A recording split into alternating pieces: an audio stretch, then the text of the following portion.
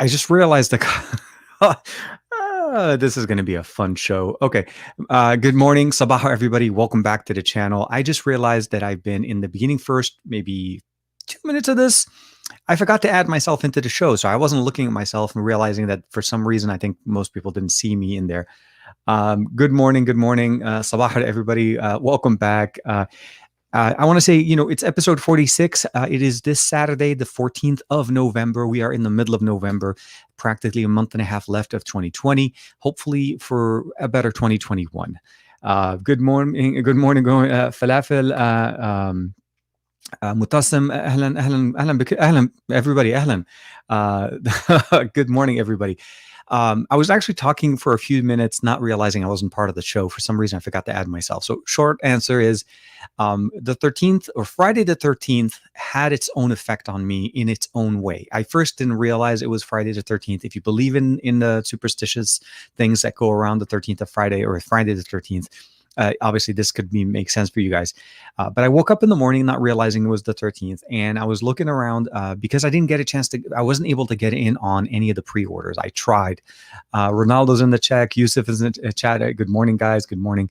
And so I wasn't able to get any of the pre-orders. That would really kind of bum me out. Every time I try to get on one of those pre-orders, either the servers or the website or some kind of combination of things just bonks.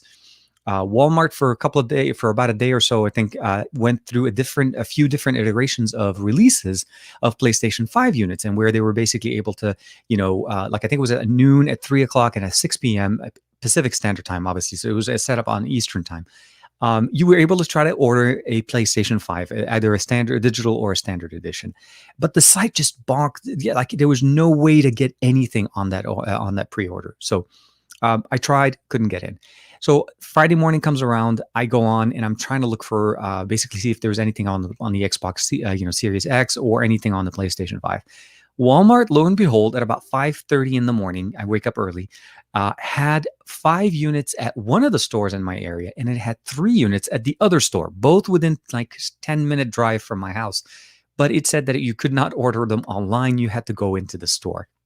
And good morning, Joe. Good morning. And so Ronaldo, I actually think Ronaldo was in the same thing. He tweeted about that, basically that the Walmart thing was a waste of time. Although some people, I don't know how, were able to get it. I don't know if it was bots or whatever, but short answer is some people were able to. But I was really excited. I'm like, okay, wait a minute, hold on. There's actually units in the store available, and you're able to pick them up. And there's like 5 at one store, 3 in the other. And the stores are about to open. So packed my stuff, went down to the super Walmart that we have in my area, and I stood there. I got there at 6. And the reason why I'm trying to tell you guys the story is because this is kind of like the mood of Friday the 13th. So stand in line, get through, go to the register, talk to the guy. And then the first store tells me basically that, A, we don't have 5. Then they say, no, we have those 5, but they're for pre-orders, so we can't sell them to you. And they bring the manager that gets into the conversation. At the end of the day, obviously didn't get one. It wasn't meant to be. I went to the other Walmart, and the other Walmart also had 3, but had the same similar story where they said, we told this to everybody. So it was just a weird way to start it off after a day of PlayStation 5 bonkers things going on with Walmart. So I'm just going to swear off trying to get it from Walmart. That's basically what I'm going to try to do. Oh, so yes, depending on where you guys are. Hey, Matt is in the chat. Oh, okay. Hey, man. Oh, hey, Josh Quinones is in the comments, man. Hey, good morning, man. Welcome. Josh, if you guys are not familiar, he's also another creator as well as My Tech Reviews. Ronaldo's in there, and Matt and Sam are obviously on the weekend, and Joe's in the comments, of course. So My Tech Reviews, or Ronaldo's basically saying they did it 12, 3, 6, and 9, and it was always out of stock. Like you see it available. You click it, you add it to the shopping cart, you go through the shopping cart. I think the first time I was going through with this, I had it in my shopping cart and I was just putting in my card because it was in there and there's a validation thing in there. But by the time I put the verification code for my card, it would just give me an error. And you try and try and try. By the time you go through, it just says that's out of stock and it just puts it as in not available. So it was truly a really, I don't know how to say it, but it was just a bad way of just getting a bad day. Just every single time. So as you said, 12, 3, 6, and 9, those were Eastern Standard Time. So it was 9, 12, 3, and 6 p.m. for us here on the West Coast. So short answer, that was my Thursday frustration, galore with Walmart. And then of course Friday starts off with Walmart saying they had 5 or 8 units in the local region where I am. And then of course as soon as we get to the stores, nope, sorry, these are pre-orders. Don't know what happened with the website. Anyway, long story short, did not get a PlayStation 5 or an Xbox Series X. But to all my friends that did get those, I do wish you guys the best of luck, and I hope you guys are enjoying them. I see a lot of cool videos. Rafael Rodan is saying his PS5 will restock back on Black Friday. Black Friday is going to be interesting in 2020. We're about a week or so, maybe a couple of weeks almost away from Black Friday because of the current situation, because of the current restrictions. You can't have a normal Black Friday where people are rushing stores or people are standing in lines to get into stores. There's a lot of different issues. And one of the things that the gentleman said at the Walmart yesterday was because of the current situation that they were not allowing people to buy them at the store. They were basically letting people buy them online, pre-order them, and then just go to the store to pick it up so that there is no rush on the physical stores because of the locations. So I'm really interested to see how Black Friday is going to happen this year. We're starting to see some deals. We're starting to see companies, put out some promotions and so on. But that physical location, the store, waking up early in the morning, standing in line at, the night before and all of those things, I don't really see those things happening anymore, or not anymore, but at least not this year because of the physical limitation. I mean, just going in yesterday, I was standing in line about an hour before the store opened up because, again, I thought they had 5 units. There was 5 people ahead of me. There was a group. I'm not going to call them scalpers, but essentially a group that for some reason started with 1 person, ended up with 3 people, and they were talking about how they were going to be able to buy them and resell. So they were very vocal about it. But I was number 7 on the line, basically. Let's just put it that way. Luckily, a few people ahead of me also were not looking for those. But sorry, you're hearing my frustration mostly because it started on Thursday. Friday was kind of a weird day. And then, of course, today's Saturday. But, it's not all bad. I do want to say I'm sorry. Sabah to everybody. Good morning. This is just my, I don't know, for the lack of a better word, just me venting, and I do apologize if it sounds different than what you guys are normally seeing here. Joe's still liking and loving his PS4. I'm a little bit torn between the 2 systems. The reality is, you're either camp PlayStation or you camp Xbox, and I have both systems, but I don't have the PlayStation 4. So for Joe's comment a little bit, I never jumped on the PlayStation 5. That happened to me with Taro. Yeah, see, Josh went with the same thing. I understand why Sony don't make. I don't understand it. It's like a release of a highly anticipated system. They know it was going to be popular. They know it's the holidays. It happens every year, but it just happens to be that for some reason companies do not make enough because they want to make the demand go higher or make it go longer. I'm not sure if it's a calculated approach. But at the end of the year, after so many launches, so many devices, I mean, Apple at least finally is starting to pick up where you're realizing, devices don't sell out right away at launch. You're still able to pick up a device a little bit later. It may be a later delivery date, but you still are able to put it in order. The same thing with PlayStation or even with Xbox. I don't understand why is there a limitation where only a certain number of units can be ordered? Why can't you sell ahead so that people at least have a number and they don't have to keep looking around? But again, that's just me. I think see, look, Joe, I'm still giving my PlayStation 4 some love, not out of choice though, not out of choice though, but I don't think it's a bad thing. So the thing of the PlayStation 4 and the Xbox One S. So I have the PlayStation 3 and the Xbox One S. And I've been playing Xbox since the original Xbox. So I have the 360, the original Xbox, and the One S. So we can kind of see that I've been on Team Xbox for a little bit more over time. Although I've been a big fan of God of War games, and those have been primarily, exclusive to PlayStation line. So I would definitely be in the market to try to pick up maybe a digital version of the PlayStation as opposed to the disc version, which is what I was trying to get with the Xbox. Let me see. Why is my So. So Josh is saying my brother was able to get one first day, and I'm not jealous at all. Laughing out loud. No, absolutely. No, I'm with you. Look, they're both great systems, and depending on which team you fall on, if you basically team PlayStation or team Xbox, it depends on what your library of games are going to be. For me, when I looked at both of them, I realized that I have a lot more disc discs that I play on my on my Xbox. So games that I played on the 360, games that I play on the Xbox One S, and I own those discs. I have a lot more of those. I don't have as many on the PlayStation, so I'm a little bit more leaning digital on the PlayStation, but disc version on the Xbox One S. Sorry, the Xbox Series X. So to me, that would be the one I go for. They did say, though, just for reference, Walmart said that sometime by next week or by the 20, I don't take it back, by the 24th, they said they should be able to have more units, which is, I think, what you guys were saying a little bit before. It is just, it's one of those things to start the middle of the week kind of thing, and it ended. Which one is better? The iPhone under 6,000 rupees with 128. Which version of the iPhone? Which is the best iPhone under 6,000 rupees with 128 gigs of storage? I would probably end up saying it's probably the iPhone 11, something more like the earlier. It's a little bit harder with 128 gigs of storage. I think I'm not 100% familiar with the prices in India as far as the 6,000 rupees. Let me see real quick on the quick conversion here. 6,000 rupees in the US, or 60,000, I think that's what you were saying. RS to US. Let's see how much that is. 804. Yeah, more than likely that's going to be either if you go with the iPhone 12, and that's probably not even going to be this year.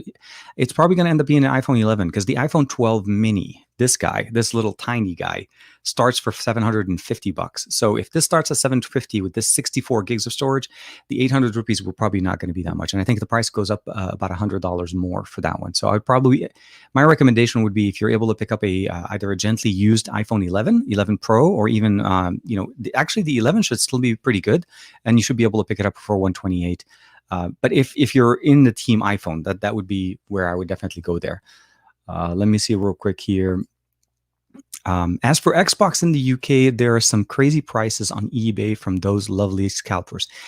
So yes, that was my experience when I was standing in line. It was really interesting to see three gentlemen that, I don't know, for some reason didn't look like gamers to me. Like, I don't know, it's like more of a gamers trading, like what they were dressed up. And again, it was more about what they were talking about. That kind of got me into the whole, what they were talking about, the resale value. They were very open about what they were trying to do. And it started with one person, and then two other gentlemen joined them. So essentially, that one person turned into three. So if you thought there was 6 people or 3 or 4 people ahead of you, you just fell back on the order. And if there was only 5 and all 6 people ahead of me wanted one unit, me and the gentleman in front of me would have missed out. But it luckily turned out to be that I think the gentleman in front of me was looking for something else, and then the first person in the line was not looking for the Xbox. So short answer, yes, eBay can show you some weird numbers. If you live in the US, there's Swappa, which I know I've talked about before, that I usually use for selling and buying smartphones. Also sells actually gaming systems as well as cameras. And surprisingly, actually, that's where I bought my Xbox One S. I bought it gently used off of Swappa. They were selling them, and there was actually some decent deals. I look at it as from the sense of exactly how much money are you willing to spend on a unit. If you're not willing to try to find it retail, if you're willing to spend a little bit of money and buy it from somebody that's reselling it. The fact is that it's actually now after launch, which means as of the 10th, people can technically try to find them in stores, and soon they'll be able to. So the prices are not as sky high. I did see somebody trying to sell the Series X for like $1,250. That was maybe 30 minutes away from me, and I'm like, no way.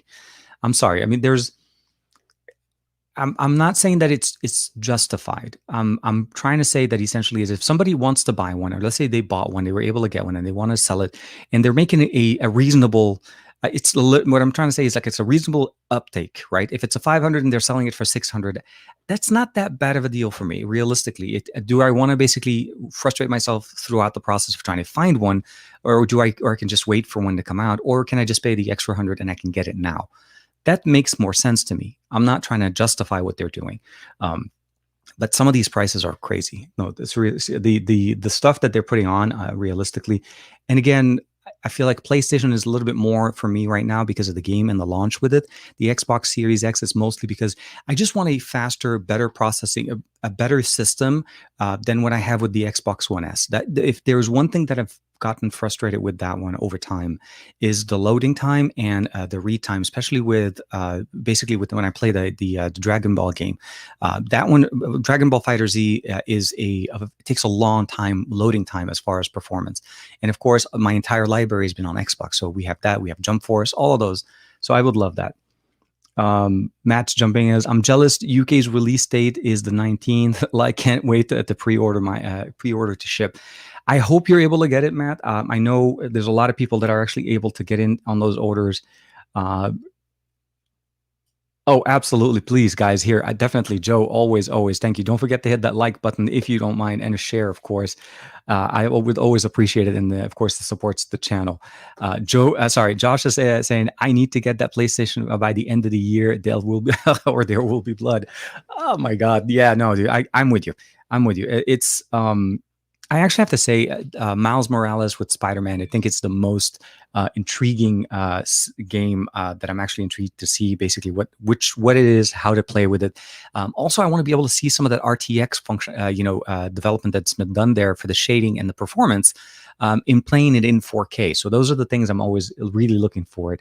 And Matt's wondering if Josh is looking for digital or disc. I don't know. I'm a little bit on the fence when it comes down to when we're looking essentially basically digital versus disc. I understand that it's cheaper because there's no physical drive, there's no spinning drive, and obviously the dimensions of the unit itself is cheaper. But at the end of the day, let's just be realistic. If you're fully invested into a system and you do not plan on reselling your games, meaning you don't really play into I buy a game, I play it, and then I sell it later and use some of that money to pay for the next game I want to play. You basically hold on to discs all the time. Then I feel like maybe the digital version will make sense to a lot of people. I think that's one way of looking at it. We need to have a market for digital resale, the ability of reselling our content. I mean, we're paying full price. For the most part, digital is the same price as disc, and there's really no big difference between the two other than the fact that you have a physical disc that you have to load, which I agree could be damaged over time. I know there's the proponents for basically digital that basically explain that discs get damaged over time. You could lose your actual game just for the sheer, of not taking care of the actual media. But anyways, to make a long story short, I actually like to have the disc version. PlayStation, I'm not so much on it for the most part because, like I said, the last time I bought a PlayStation, that was back when I had the PlayStation 3, and I still have that one. I use it as a DVD player. So I would probably go digital on the PlayStation if I'm able to pick one up, where I'm hoping that basically there'll be more availability of that. That's probably what I'm trying to say. Yeah, so Joe's jumping on that one. He's got to have the disc one. Biggest problem...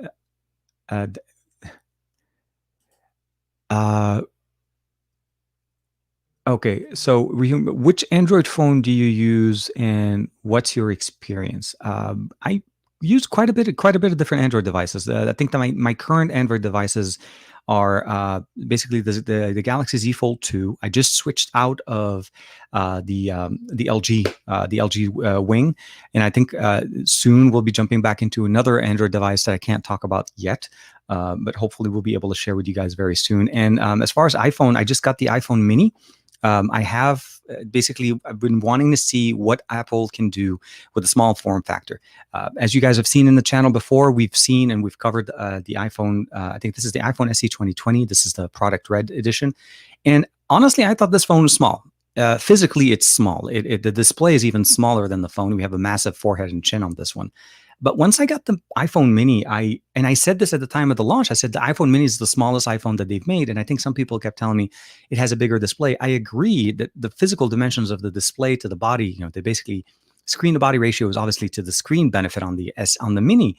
But physically, it's actually a smaller phone. Like maneuvering this phone or holding it in one hand, you're holding a much smaller phone.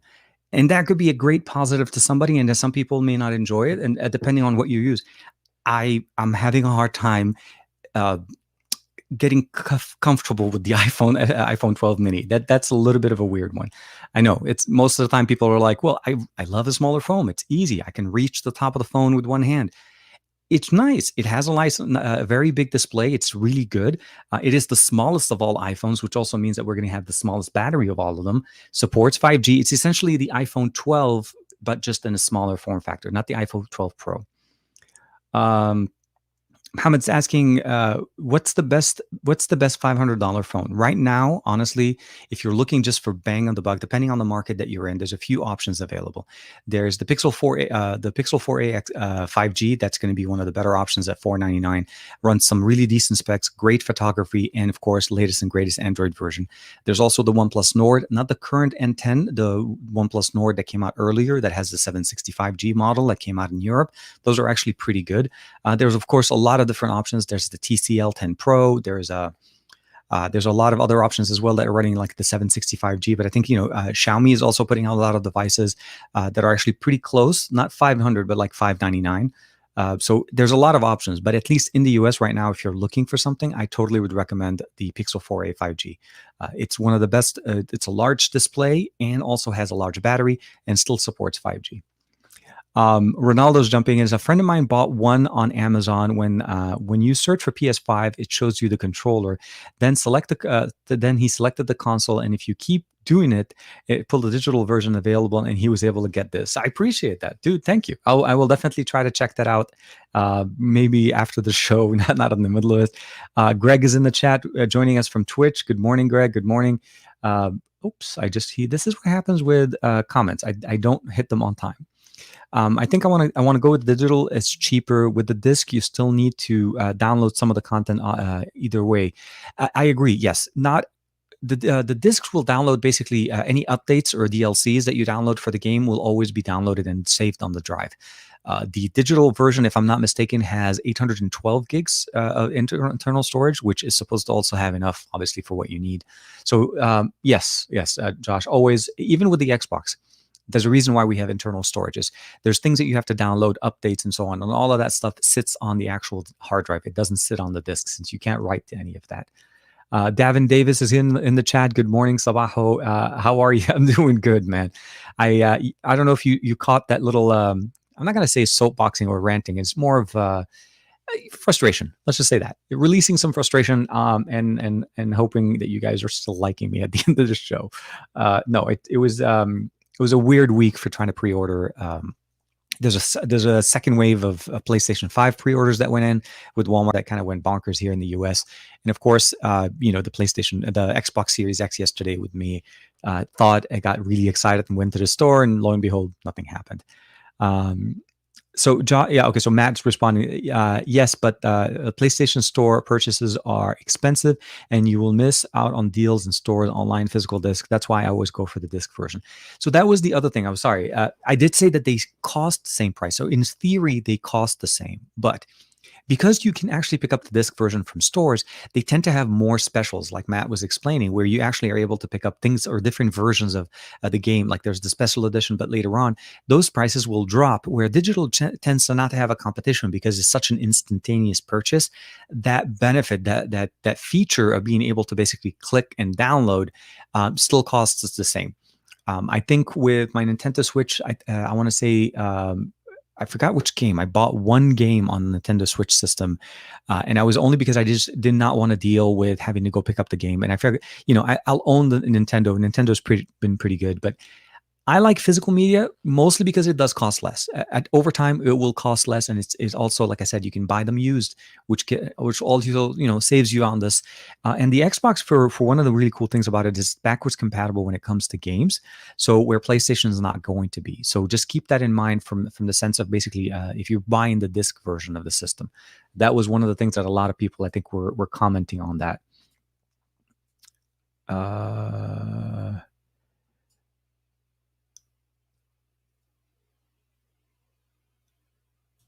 So, Redoom, I would probably start off by saying is, what are you using right now? And also, if you're really looking into one side or the other, as far as what it is you want to be able to use, it depends on where you're coming from. So at around the 800, where you are with the price point, I think both Android and iOS will give you a good experience.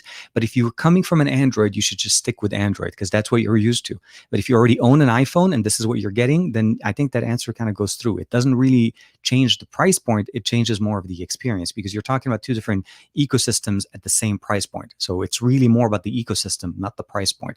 So hopefully that gets you where you're trying to look for. Okay, so there are rumors that Huawei launches Harmony OS on December 18th. That wouldn't surprise me. Honestly, we already knew that they were supposed to come in early 2021. So December 18th, a few weeks earlier, wouldn't be a surprise. I've seen Harmony OS on an Honor TV last year. So I've seen the ecosystem. I know it runs. I have not seen it on a smartphone yet. I'm also not sure if there's any plans as far as basically retrofitting some of the existing smartphones with Harmony OS, meaning a phone that was released with Android and it was basically put on Android and then basically upgraded to Harmony over an OTA, but keeping EMUI or Emotion UI 11 as the front-facing experience that you get. So we'll have to see how that goes. To be able to get a complete backwards compatibility from older games, your best bet will be physical discs. Absolutely. And that was my thing with that, with what Ronaldo's kind of commenting there. I have the physical discs for the games, especially for the Xbox, and those are the things I like to play. Now, again, Gears of War, those that Halo, all of those are exclusive games that you can play on the Xbox that you can't play on, obviously, PlayStation. But when it comes to God of War, then it becomes the other story around, Miles Morales with the Spider-Man series. That's also one of the new exclusive ones that come in. But at the end of the day, kind of like when you get to it, I think there's going to be a lot of cross-platform gaming that you're going to be comfortable playing with. Specifically, like Call of Duty, a lot of people I play against are either PlayStation or Xbox gamers, and there's not really much of a difference. Like I think, if I'm not mistaken, I think Matt plays on a PlayStation, so that's the experience that he has. Matt and Sam both play on PlayStation, so cross-platform will always be cool. It's those exclusive titles that get you, but I always feel like the physical games will always be there. So Davin jumping in. Yes. So Davin, I said, I'm impressed with the Mini. It's different, yet it's nicer.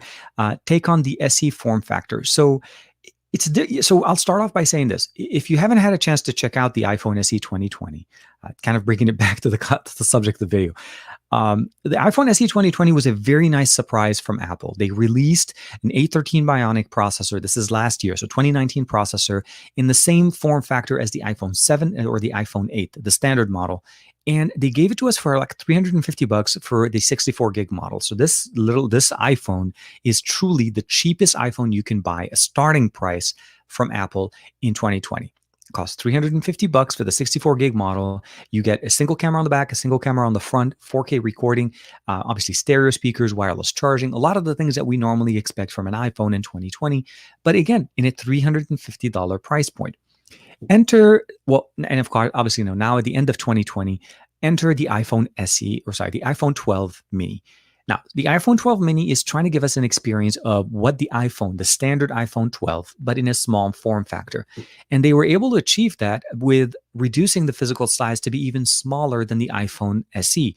Now, not to say display, I'm talking physical dimensions of the external size of the phone. So if you've ever held the iPhone the iPhone SE 2020, you're used to this form factor. The iPhone mini or the iPhone 12 mini goes even smaller. I can actually reach the top. This is something that I can't do with many phones. But the form factor and the physical dimensions, like when I'm holding it, to me, it just looks like a tiny phone. I'm not trying to say it is a tiny phone. Let's see if we can get this thing to go. It's a small phone. Like in my hand, this is tiny. This is truly a tiny phone. It's actually smaller, and which was really surprising to me because I was hoping, I read it and obviously you could see it, but till you have them in the hand, you can't really explain it. But it's a lot smaller. Let's see here. So it's a lot physically smaller than what you get with even the Pixel 5. And to me, the Pixel 5, I was actually trying to say that the Pixel 5 was small, and realistically now it's bigger. So I agree with Davin. I think it's a great phone. It has a lot of good capabilities. I like the fact that even though it's a smaller form factor, even though it's a more compact design, it's all display with the exception of the massive notch that we have at the top. We do have the dual sensors in the back, which is also a plus that I was missing on the SE. The SE has a great camera on the back when you want to take video, but you don't have wide, and wide has always been a better choice for me as far as what we choose for photography. So for photography, I think the SE is better, although at the same level of 64 gigs of internal storage, which I don't understand why companies still sell 64 gigs of internal storage in 2020. When we say that the phone is capable of shooting 4K 60 frames per second on all of its lenses, and it has so much capabilities, great pictures and so on, but yet you sell your entry-level phone for 64, trying to push people to go into the Apple's package where you buy more cloud storage or buy more services. I just don't understand. And then the jump to go from 64 to 128, it's a decent jump. If you're thinking about the iPhone 12 mini, always go with 128. I don't think 64 should not be an option. The same way where it took Apple forever to leave 32 gigabytes of internal storage to jump to 64, I feel like we've already passed this, and it looks like 2021 may be the year where 64 basically ends up being not an option. Uh, it's just one of those things. I always wish that we just don't know why it's one of those things. Uh, so Greg is letting everybody know that he finally installed Linux on his system. He's running it as his primary operating system. Welcome to the club, man. So Rafael Rodan saying, I was on the edge about grabbing the iPhone 12 mini, but the 64 gig base and lack of high refresh rate is ridiculous in 2020. It's a little bit of an interesting conundrum. If you're really, I would say, you're really married to the physical aspects of the device, meaning you have to have a small phone, I feel like the iPhone 12 mini is really going to be the solution for you, but it's not only double, it's like a little bit over double of what the iPhone SE is. And obviously, yes, you get a bigger display. Yes, you get the additional camera sensor, the A14. There's a lot of other things going on in here. We're not just talking physically, like they just doubled the price and they factored it. But the price is a little bit high, and it starts at 64 gigs, which to me is a little bit of a concern.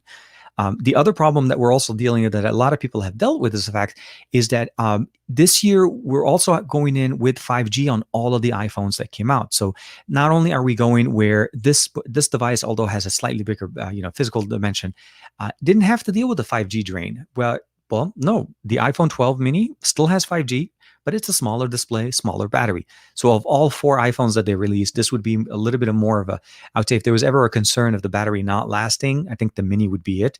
I received mine yesterday, as I'm sure everybody that ordered or pre-ordered the iPhone mini. So I haven't had a chance to run it through its full course yet. So for me, I charged it up to 100% this morning.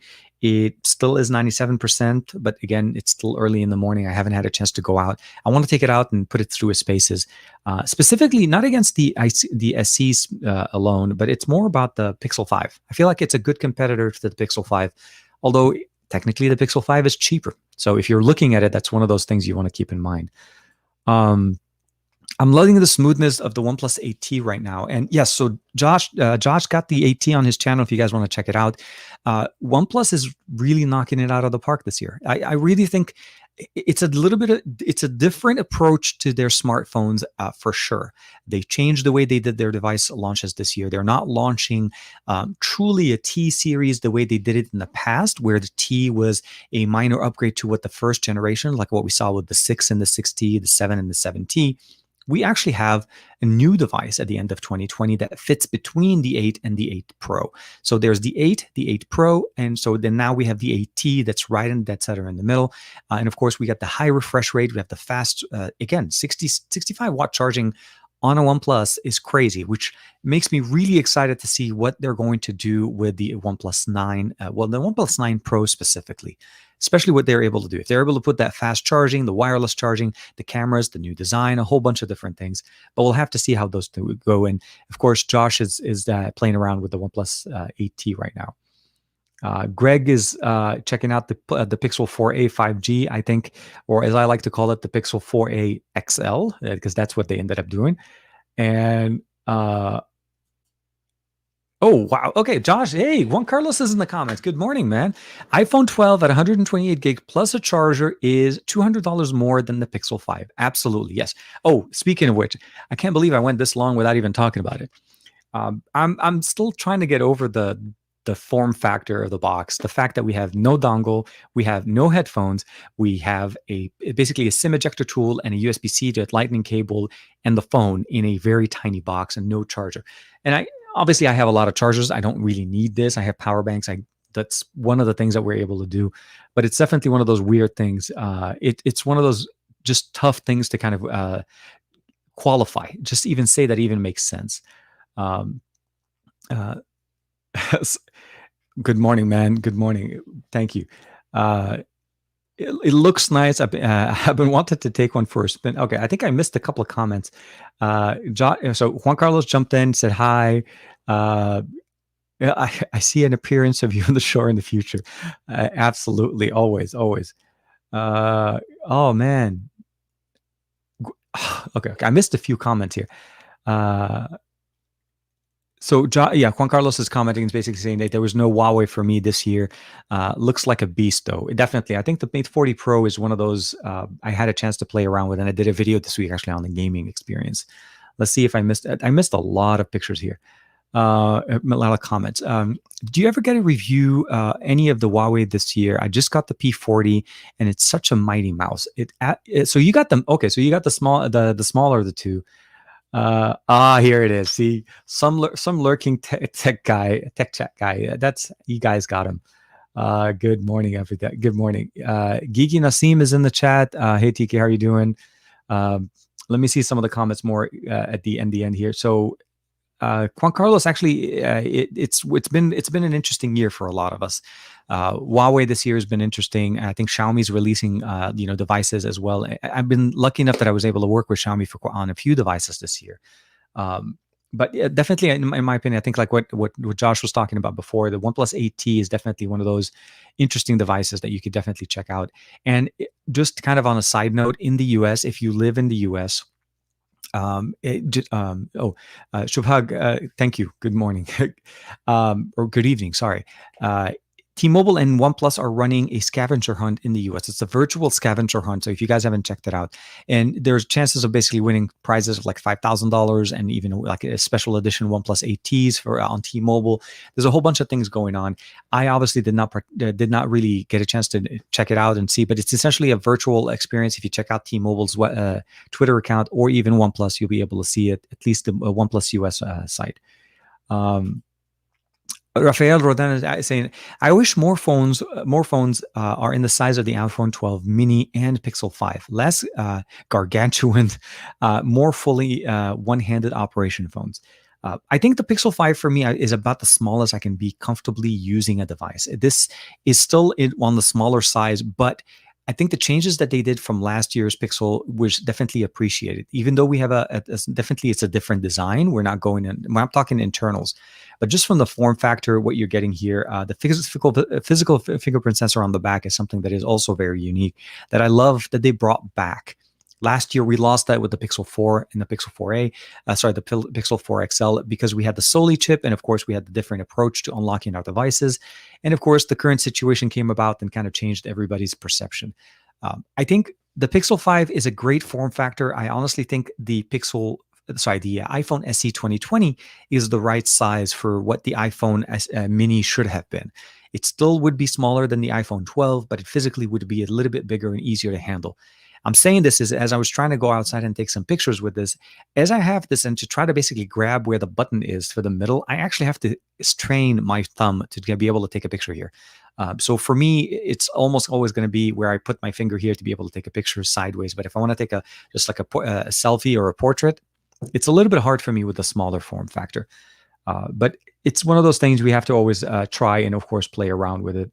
But again, as Juan Carlos was saying, $200 more than the so here. Let me just show you guys what I was talking about here.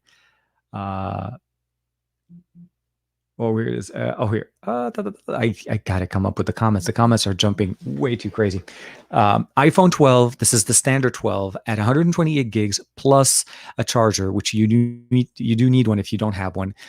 It's $200 more than the Pixel 5. So to me, that price is just. I mean, if price is the driving factor, I think that kind of answers it for you guys. Definitely the smaller form factor, Mr. Oh, come on, Joe. We're throwing some shade here. Come on, man. I see what you're doing. I see what you're doing. You guys are starting some beef with one. Just kidding.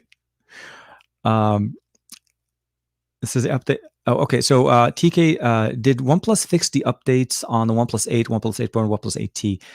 They're working on the update as far as what some people were having with the Android 11 update. So my understanding is that they're working on it, but not everybody was having the same issue. So I'm wondering if if you installed it and did a factory reset, if that would fix the problem for you guys. And of course, I'm just getting notifications galore. I really should stop doing these notifications. The Pixel 5 battery life, in addition to the 90 hertz and 5G, is amazing. Lifestyle features like wireless plus reverse wireless and software suite, and I'd say it's the phone of the year. It is definitely one of the contenders for the phone of the year for me. I would say it's a surprise because it's a different direction that Google decided to go with when it came to the Pixel line of devices. And and Juan Carlos and I were in a meeting, and I think, if I'm not mistaken, Joe, you were. I'm not sure if you were in there, Joe, but let me know if I'm wrong. Um, but Google's approach was they were trying to make it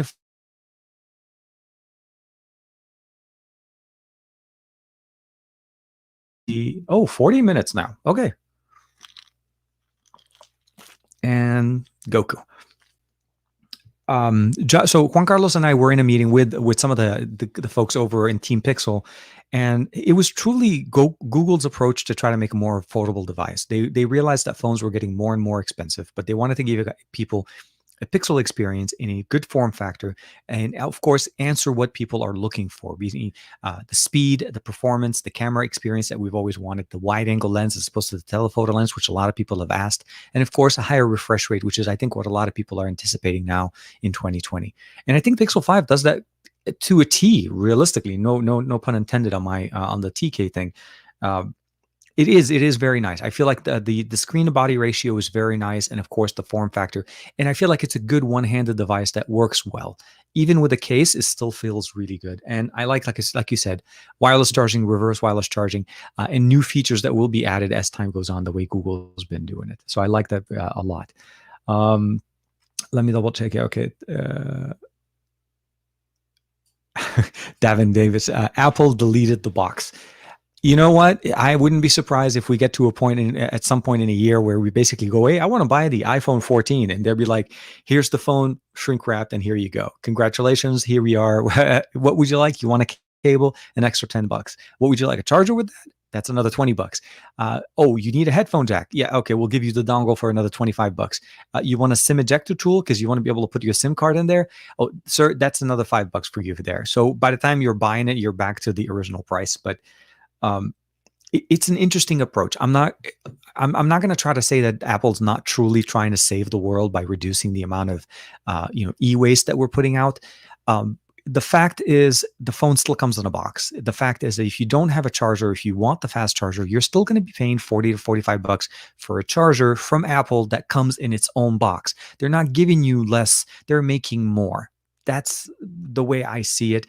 I'm not trying to harp on Apple. I'm just trying to basically look at it from a consumer standpoint.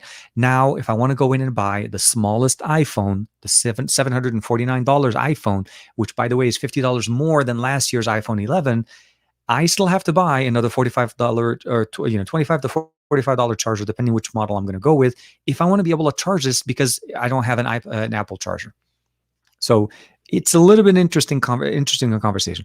I do have to say though, I'm happy that they included a USB-C to Lightning cable in here and not a USB-A cable to it, which at least that shows me that they're moving forward. Which, by the way, for everyone that they said that had the cable that would use they have chargers at home, most of those iPhone users are using USB-A chargers because that's how it was always sold.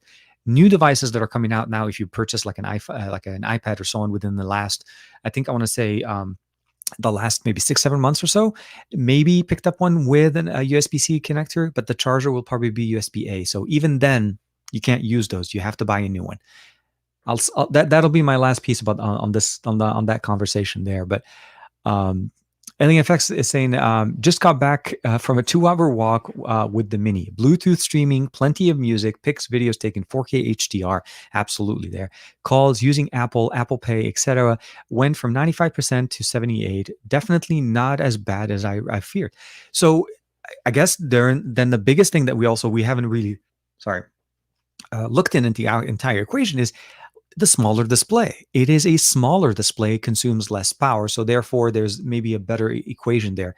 I'm wondering for you, how many power cycles? I'm assuming you're in the same boat as I am. You just got your phone, so you haven't had a chance to go through at least a full couple of days of using it. I've been waiting to want to go through Saturday, Sunday, and then kind of get a better, at least an initial impression of that battery life, because to me it's been a concern. smaller form factor. And like you said, with 4K, I like to shoot 4K 60.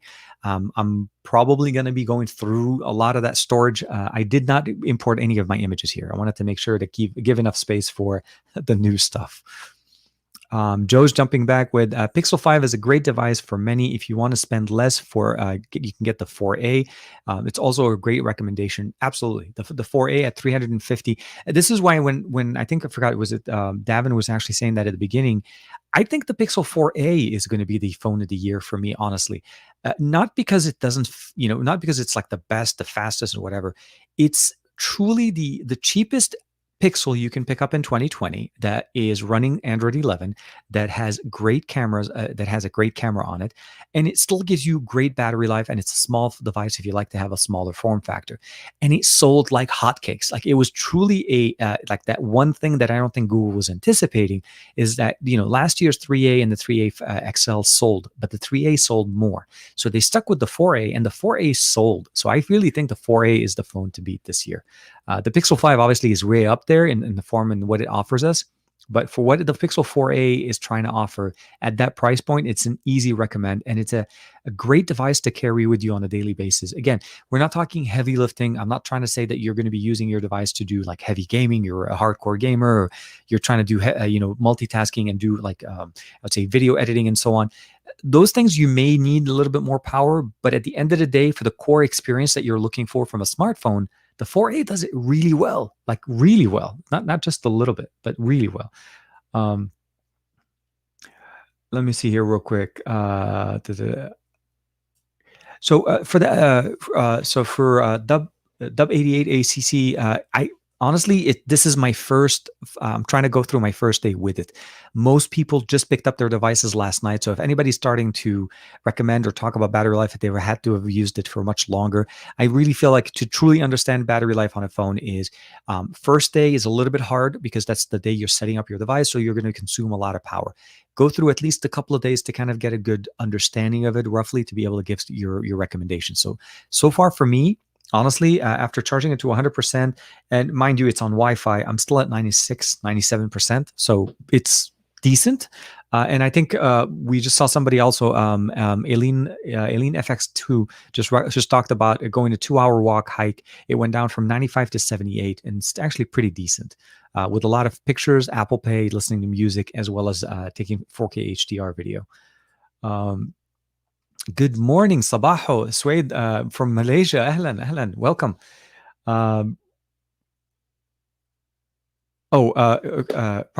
So Greg, I think, so Kwan's responding back to Greg on some of the comments on the other one. Oh, Greg's joined us from YouTube. He jumped in from the other side. Dominic Wong, hey, Dominic Wong's back. Davin Davis, yes, it might be crappy, but it's better than nothing because I always forget to charge my wireless earphones. I think you guys were jumping into a side conversation. We'll see what Rafael is talking. The fact that you can't bend the new iPhone is amazing. I hope we can't bend it. I don't think that many people can. I will say though, because of the small form factor on the Mini, it's just so small. I'm not going to comment on that one. I do need to install my glass protector, and I do need to pick up a case for it, which I don't. I wasn't anticipating buying an iPhone this year, so all of the emails that the company sent out, hey, are you getting the new iPhone? Can we send you some cases? I chose not to kind of approach or try to bring any of those in this year, so I need to buy a case myself. Newman is jumping in. I wish I had a $500 for a Pixel 4a 5G because of the screen size and the processor. So the screen size and the processor on that one obviously are going to be the best combo because the Pixel 4a X or 5G is actually bigger than the Pixel 5. So if you wanted to get a bigger form factor Pixel from Google this year, yeah, it's actually cheaper than the Pixel 5 at $499, and it still gives you the same camera optics, very similar experience, minus a few things. You lose the high refresh rate, you lose the wireless charging. Obviously, there's a few exclusivities to what you get with the Pixel 5, but yes, I think the $499 and $500 price point there is good. Davin is jumping back in. Dominic, I prefer having the headphone jack on board too, but I use USB-C now and for calls rather than the listen to music on my LGs. I think LG is really nice in that combination where it gives us the ability of using it, but I'm a little bit disappointed that I'm not saying the device is bad. I'm just saying as a device that is this big, which is the LG Wing, that has enough space. And I felt like this would have been like maybe the Velvet. I thought that because, the Velvet is obviously a different experience, that maybe that should have it, or maybe that could have been the one not to have it. But the Wing definitely, I feel like, had the real estate. They should have been able to fit a headphone jack, because even the bottom bezel, once you actually slide it, because a lot of people were like, well, what about the bottom bezel? It's still thick enough to actually house a headphone jack. It's not super thin. We're not talking about a very thin device. This is definitely a big boy, and it's definitely heavier than your average device because of the mechanism and the device and the spinning options that we have here at the top. Let's see what else we have. Oh man, yeah, no, definitely a lot of people. Uh, so kind of like circling back to, I'll let a few more of those comments coming in. Uh, so the Pixel. So for me, when I decided to go with the iPhone 12, the iPhone 12 mini, I chose it because of the experience. I felt like, okay, so that was the other thing I was going to say.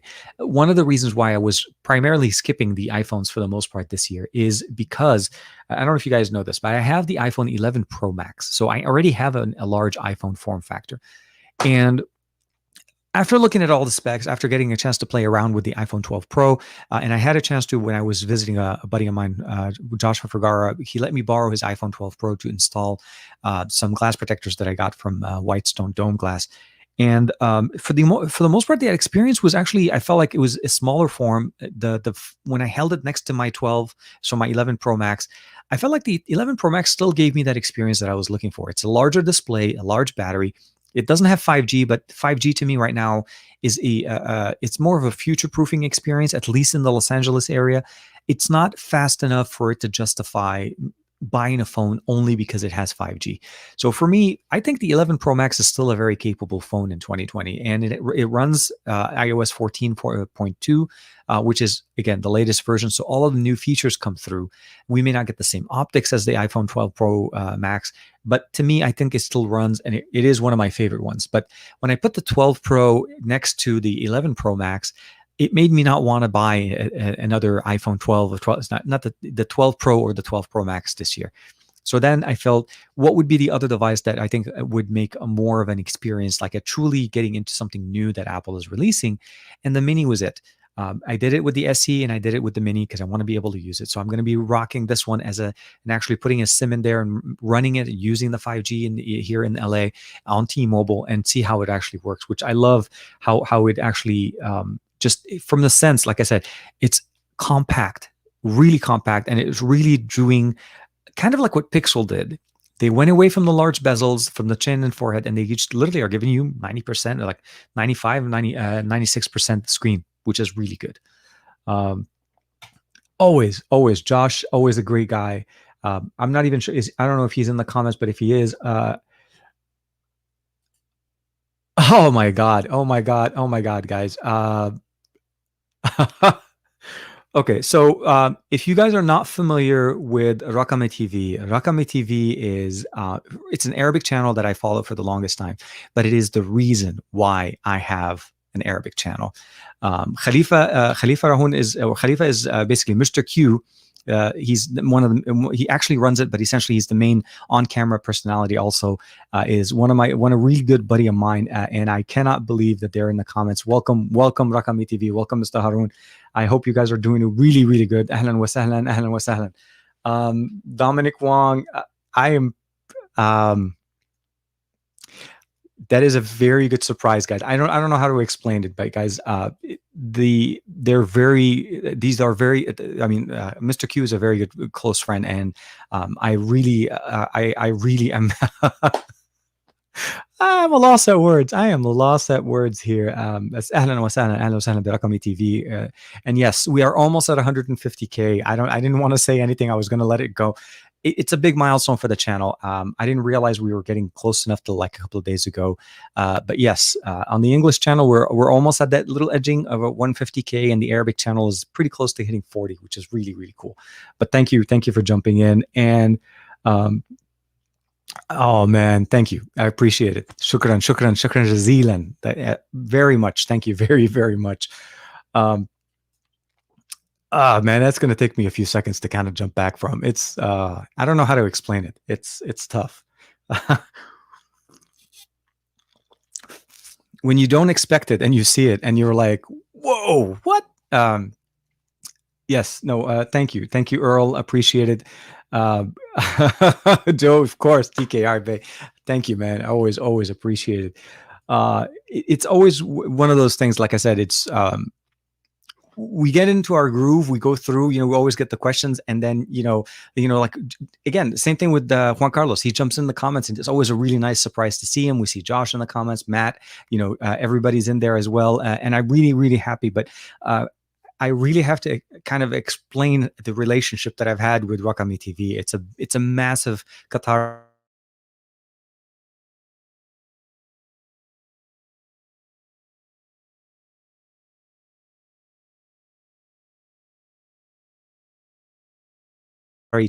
and we okay, so I'm back. We're back. It's always one of those nice little things. And then of course Matt Tyler's jumping in the comments as well. uh Thanks, Greg. But yes, no, one of the things that we always appreciate about being in this community and on YouTube, and even just being on socials and everything, honestly, it's the camaraderie, and it's the ability of leaning on each other and working with each other. Matt and I, we talk often during the week. We play games as much as possible.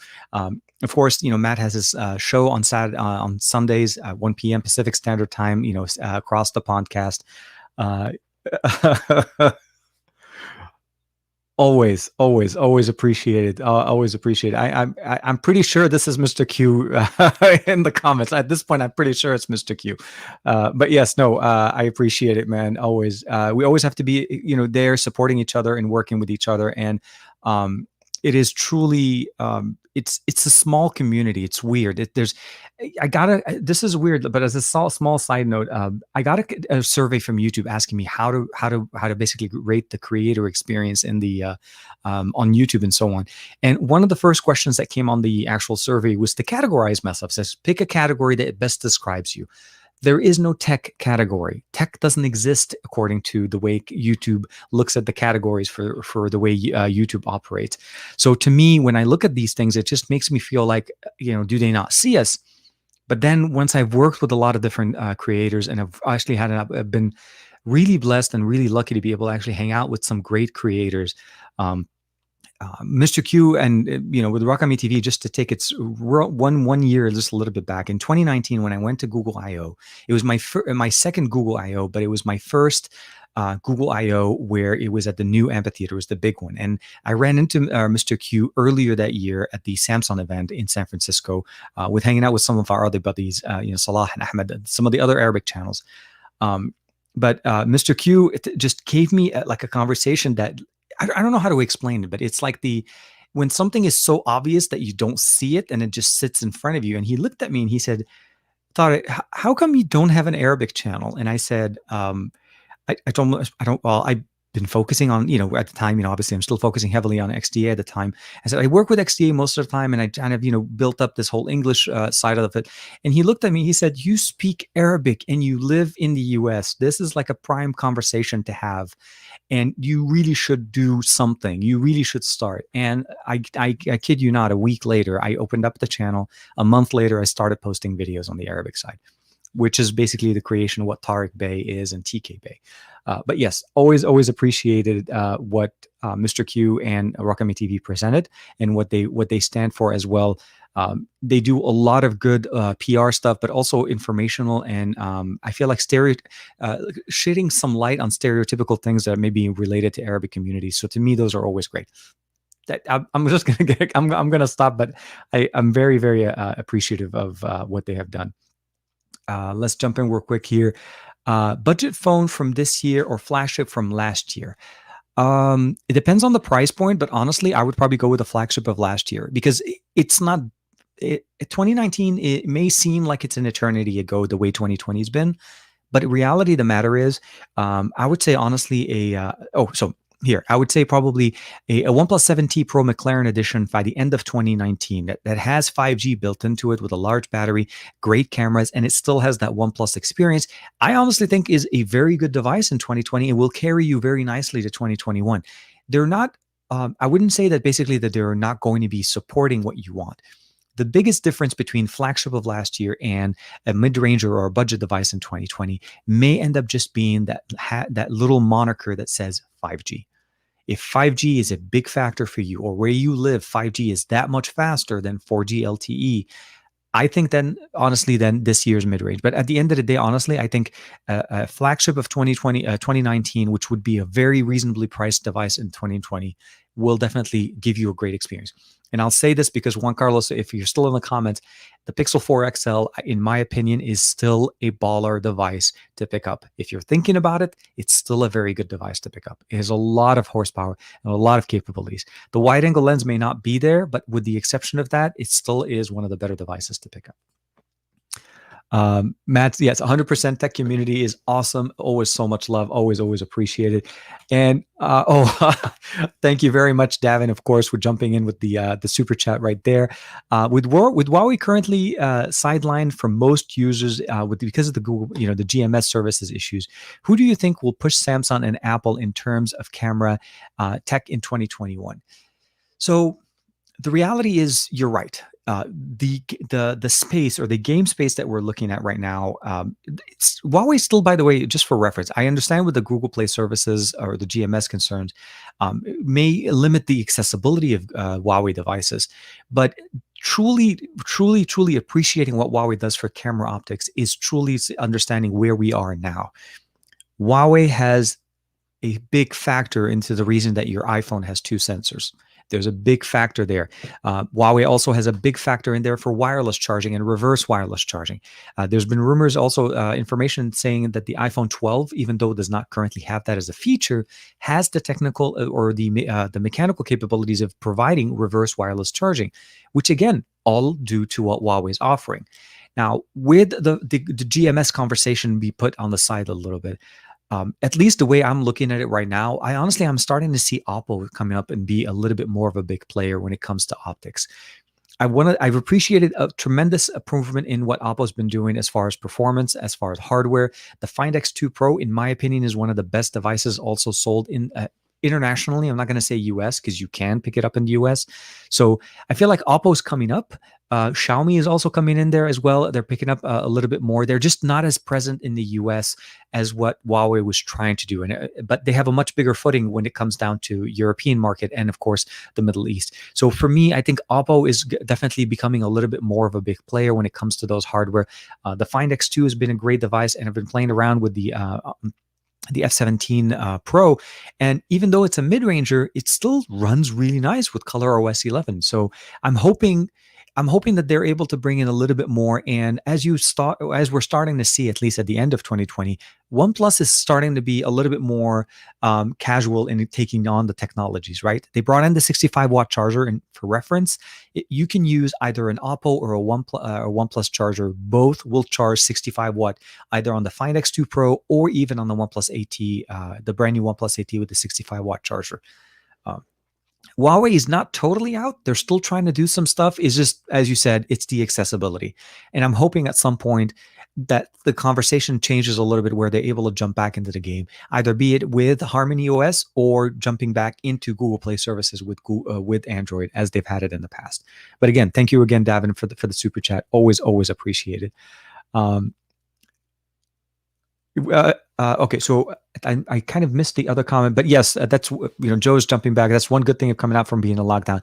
I found this great community. I have to say, this year's been an interesting year for me, but because of the current situation, because of how things are, and also because of Juan Carlos himself, this show picked up. This show was reincarnated. The Saturday Morning with Tech and us hanging out every Saturday morning together is truly a Juan Carlos thing. I started doing live streams on Amazon, and I was doing it and everything like that. And then Juan was like, why not bring back your show? Why is it that you don't have your own live stream on your YouTube channel? And why aren't you not building up that community? And you guys have made it, honestly, one of the best parts of the weekend for months now. And I look forward to every Saturday morning as I wake up and I'm planning about the conversations, what we want to talk about. But at the end of the day, I realize that whatever the subject ends up being as a conversation, it's literally just us hanging out and talking about things that have either happened during this week or are important for us to check out. So I always always appreciate that. Ronaldo is always in there, Joe is as well. And of course, supporting each other is always a big thing. And yeah, I mean, Ronaldo and I were in a, I think if I'm not mistaken, Ronaldo, I think we were both in a couple of, press briefings, either this week or the week before as well. So it's big. It's big. Dominic Wong jumping at, okay, so Dominic is responding to Davin and saying, the thing is, one can't charge and listen to music, which is, okay, which can't be a decent solution at that. If Android manufacturers switch to USB-C, they should give us two ports. So to kind of cover the conversation there, and I'm sure Matt will jump on this with me. I think that's one thing that the ROG Phone 2 and the ROG Phone 3 did very, very nicely. They give you the two USB-C connecting ports. Now, obviously, the ROG Phone 2 had a headphone jack. You didn't need it. But the ROG Phone 3 does give you that second one. There is quite a few options on the market where you're able to use a splitter, but I understand where it becomes a little bit frustrating, where you're able to basically connect two cables and then now we have to get to that adapter. Short answer, I think it's a direction that we just need at this point, and better improvements in technology when it comes to Bluetooth, wireless connectivity, where we are able to get better fidelity, better audio quality, and still get the ability of basically getting that lower latency so that you can watch movies or play games without facing issues. And I think that's the biggest concern that we see. I think if I'm not mistaken, I think the Red Magic from Nubia is trying to work on a new pair of true wireless headphones that are featuring true, like basically low latency. OnePlus has done actually a decent job with their buds, on either the Buds Z or the standard buds. They're good when it comes down to low latency. They may not be the best sounding headphones or earphones, but they've done a good job with those. Let's see real quick here. IR 1998, assalamu alaikum, ahlan, ahlan, sabah wa ahlan. Oh, and before I forget, happy Diwali to, if you guys celebrated. I noticed it this morning. I sent it out over I retweeted one of my buddies. And if you guys are celebrating it, I know it's a tough year for celebrating this type of holiday, as it typically is more of an outdoors and gatherings and enjoying being with family and friends, as all holidays will be. But of course, if you guys are celebrating it, or if this is something that you do celebrate, I hope you're able to celebrate it in one way or another. And, hopefully we'll be back to celebrating our holidays in our normal, in our new normal. That's the best way to say it, in our new normal next year. So I don't want to forget saying that, of course. And ahlan wa sahlan IR 1980. Support your favorite creators. It is crucial to keep them communities going. And it is really, really one of the biggest things. It's like supporting your favorite creators. It sounds hard. It sounds like something that should have been automatic for people. But yeah, no, hitting that like, sharing it keeps the community talking, keeps everybody working with it together. And of course, helps. I'm not going to try to say that the algorithm loves it, but it does help your creators basically get some of the recognition that they're able to, at least through the current situation. If you haven't had a chance to check it out, please make sure to check out the Glowing Rectangle subreddit. It's not mine. This is Juan Carlos's subreddit. And I'm only promoting it here because I am a big part of it. Also, every once in a while, I do make the top of the list. I'm just going to say that. Sometimes I do. This week is not my week, but yeah, no, if you guys haven't checked it out, Glowing, basically it's it's under r Android, basically glowing rectangles. If you look for it, and if you obviously, you know what a glowing rectangle is. So it's a great subreddit, a great community. A lot of the people in the chat are obviously part of that community as well. So you guys would definitely be happy with that. Matt Tyler always being there, Matt jumping back in. The reason we do our show is so that we get to chat with creators and get to do the person behind the channels. Absolutely. And try to bring support to new subscribers for them, and the host of smaller creators for a reason. It's a great show across the podcast. Definitely you got to check it out. It's a very laid back, kick back show. I would say basically get your cup of tea, get your cup of coffee, sit back and enjoy it. And it is truly a very laid back experience. And they talk about a whole bunch of different things. It's not just who the person is, but what they like to do, what they're wearing, the shirts and so on, all of the cool things coming up. And I'm a big fan of the show. Both Matt and Sam are great. And as you can see, they're also big supporters as well here, which is really happy. It makes me very, very happy. Ooh, that's a good one. Okay, so Rakami TV is asking a real quick question here, guys. Have you guys, and I'll get a chance to jump in as well, have you guys discovered any cool new Android apps that you use on your devices? I think honestly, I haven't really seen many new apps. I've been playing a lot of new games, and for me, Call of Duty mobile has been a big game for me. But Genshin Impact as well is one of the really good games. If you haven't had a chance to play mobile games, Genshin Impact, I would say Call of Duty mobile.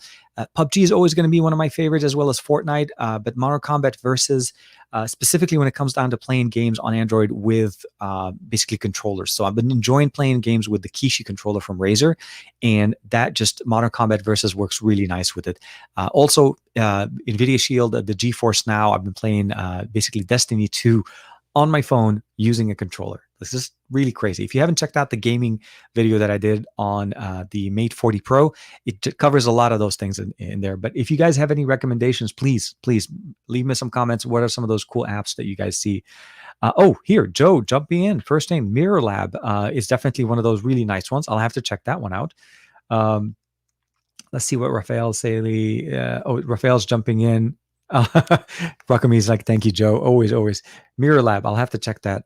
I'd say the Soli replacement and it's solely the replacement and the extra width of the port and side as far as he's responding back to Dominic on the port as far as the charging and the capabilities.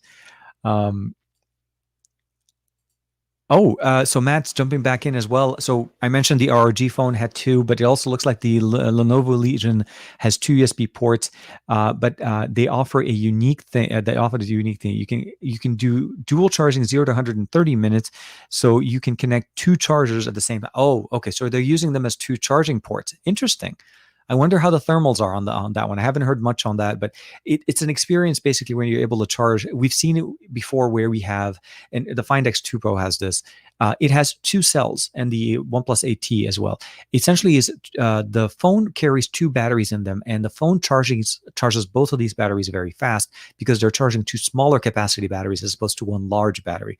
And it charges up faster, increasing the rate, but also keeping the thermals down.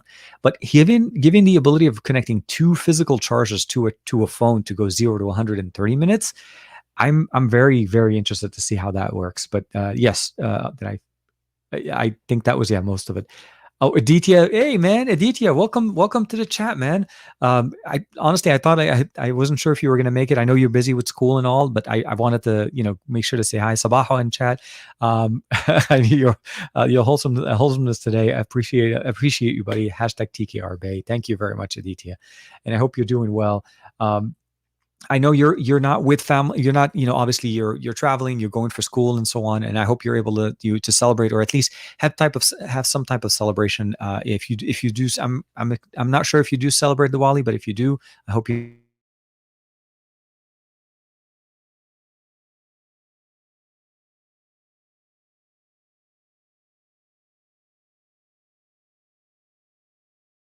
having a growing. Yes, it's always interesting to see StreamYard do it. Like last week, I think it was doing it on the average every 24 minutes.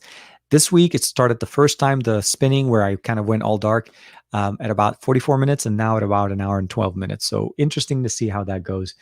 But yes, thank you. Welcome back, Aditya. Glad to see you in the chat, man. Always appreciated. Oh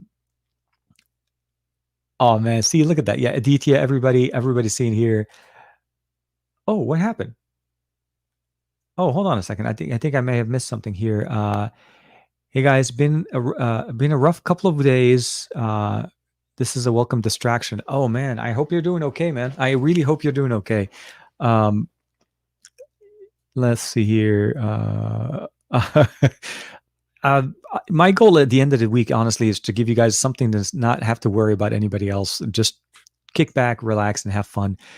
Jim's jumping in here. I like Matt and Sam's arguments about football. Oh my God, don't get me on this. I see this is going to be one of those, like every time we jump in, Sam jumps into it, Matt jumps into it. The whole which one should be called football and which one should be called soccer.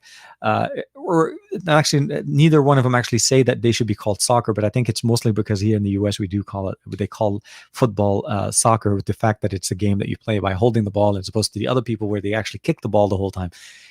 I don't think Sam is in the comments, but yes, no, I'm with you, Jim. It's fun to listen to, see how the conversation, and then Also, just to see the when you have a guest on the show when they're having that conversation, depending if the guest is from the US or from the UK, you'll have a different point of reference, right? Because I think I've heard them one time having that argument where the guest was from the UK, so it was basically a one-sided conversation. Sam was just, it's an uphill, yeah, it's basically trying to go uphill on that one.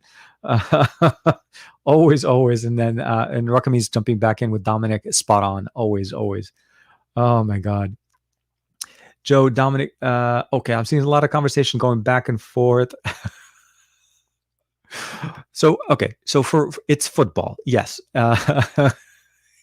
Hand egg. Ah, come on, guys, don't bring this here. No, I'm just kidding. Um, so, for reference, for both, obviously, if you guys are familiar with this, I was born and raised in Lebanon until before I came to the US. So, for me, I will always have that very spot for in my heart that it is actually called football. In Arabic, we call it football. We don't change it to, kick leg or kind of thing, or uh, or as Matt Tyler called it, hand egg. It is. This is gonna take over the chat. Okay, so IR98 is jumping in. Football equals soccer equals the actual football, and uh, grid and run. Oh, grid and run, that's a grab and run kind of thing, is the American style football. Soccer is so alien to me. It should be called football. Or Matt jumping back with the the kick leg. It is one of those conversations that, depending on what side of the pond, again, pondcast, across the pondcast, it's always going to be a conversation. You go in there, but I will have to say though, if you guys haven't had a chance to check it out, Sam is picking up on some of Matt's conversational English. So when you're listening to it, you really start to see more of Matt influencing Sam's wording, like the way Matt refers to different things in the show. So it's truly a fun show to see, basically kind of a nice duo, or a nice little, basically a duo of basically just guys hanging out. It's late for both of them. It's later in the afternoon. Hijacks the stream. Like Jim started it. All Jim had to say was basically, I love them having their arguments over that, and I'm with them. I listen to your shows, guys. I mean, a lot of times I'm in the chat and I'm like, talking and all of that stuff to people, but just listening to you guys when I have you guys in the ear, it's fun. It's fun to be able to hang out. Um, Oh, Aditya is jumping back with a comment back to Davin. Yes, the quad DAC LGs are unbeatable. Glad you're enjoying it. My G8 has shipped. Ooh, congrats, man! You're getting a G8, so you're moving up from the G7. It has the time of flight sensor and the DAC, and I'm interested in. I'm very excited about this, and I'm wishing you the best. The G8 is definitely one of the better devices that came out. And if I'm not mistaken, it's also the one that came out with the sensor, right? It's the one that has the, similar to the Soli chip that we had on the Pixel 4 XL. That was the other device in the same year that I think LG also put in that same sensor to be able to change the volume and opening different applications. So I think those are always good.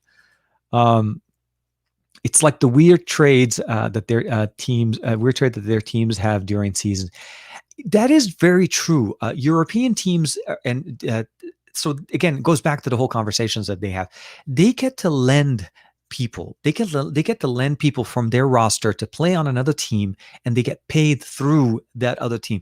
The mechanics and the leagues and the structure that we have in the European League when it comes to football, it's very complicated. It's not as straightforward as the way it is here. A player is on one team and he plays for that team. He may not play all the time or whatever, but that stays on one team.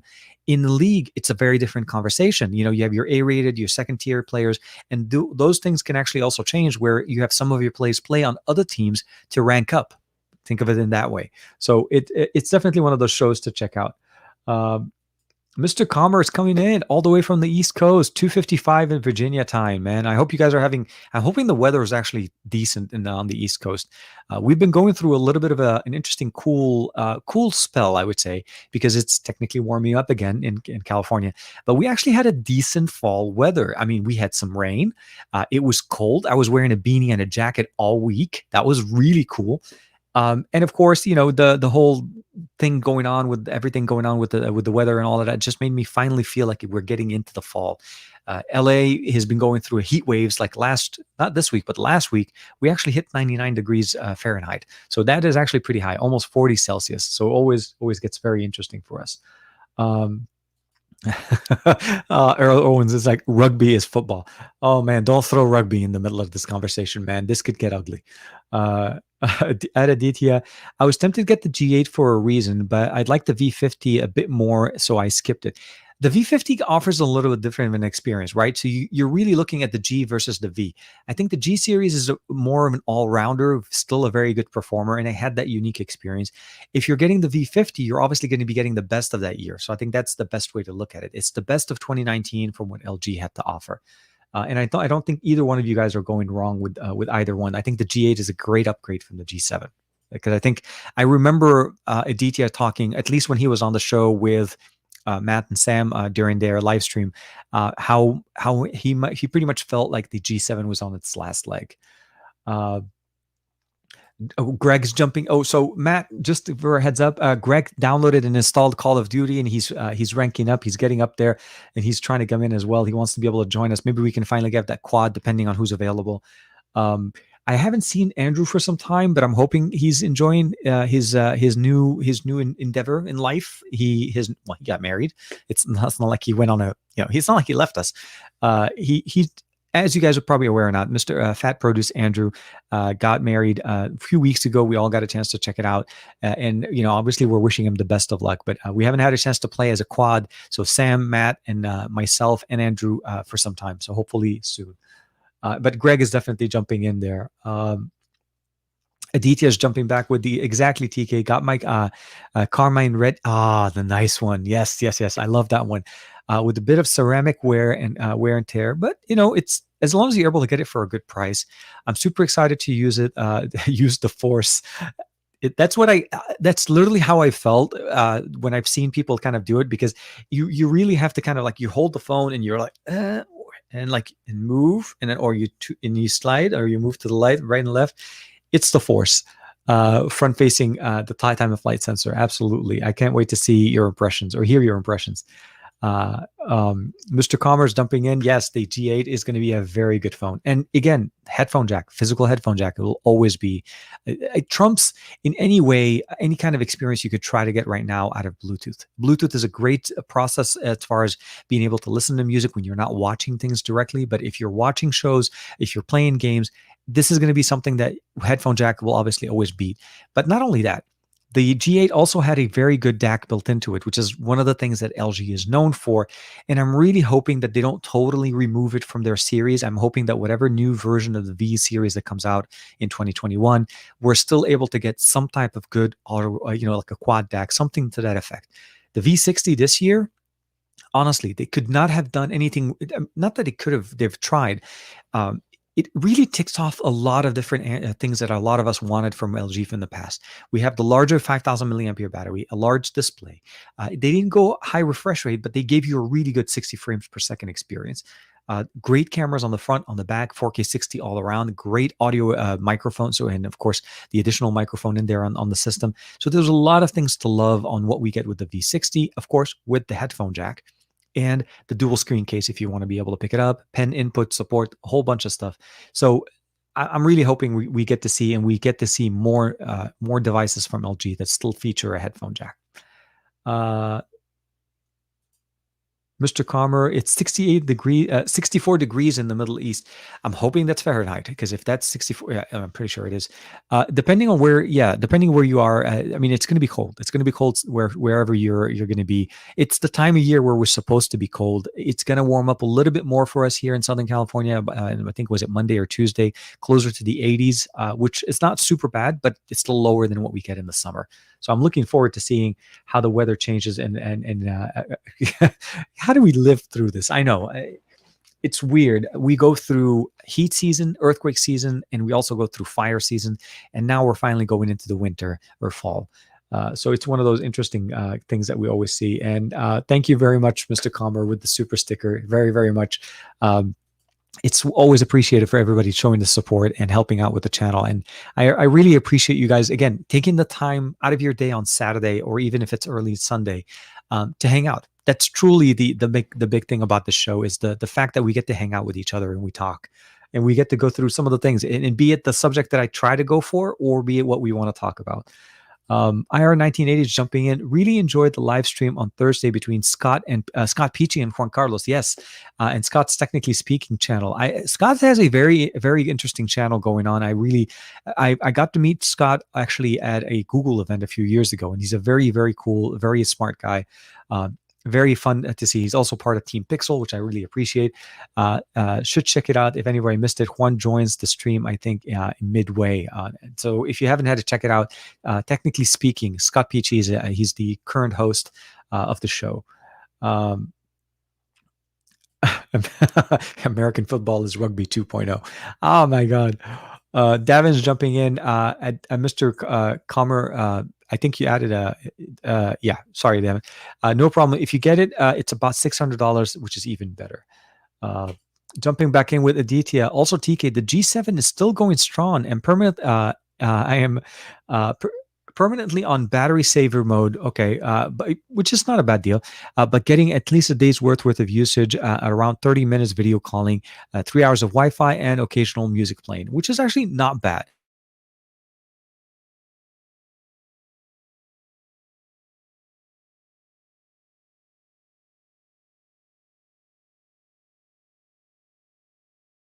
I think. Welcome back. We had a little bit of a spin thing going on. I think at the beginning of that one, I was talking about. So Aditya's basically commenting, saying is the G7 is still going strong.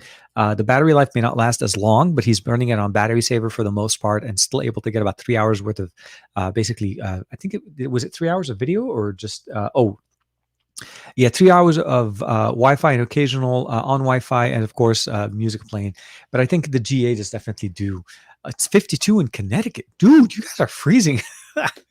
So it was 55 early in the morning. I think it's, if I'm not mistaken, I think it's about 67 now here in LA. So we're getting warm. We're getting a little bit warm, but it's also windy, which kind of drives it in there. I'm not sure which one we were. Okay, so I think Greg was responding to somebody else's comments right there.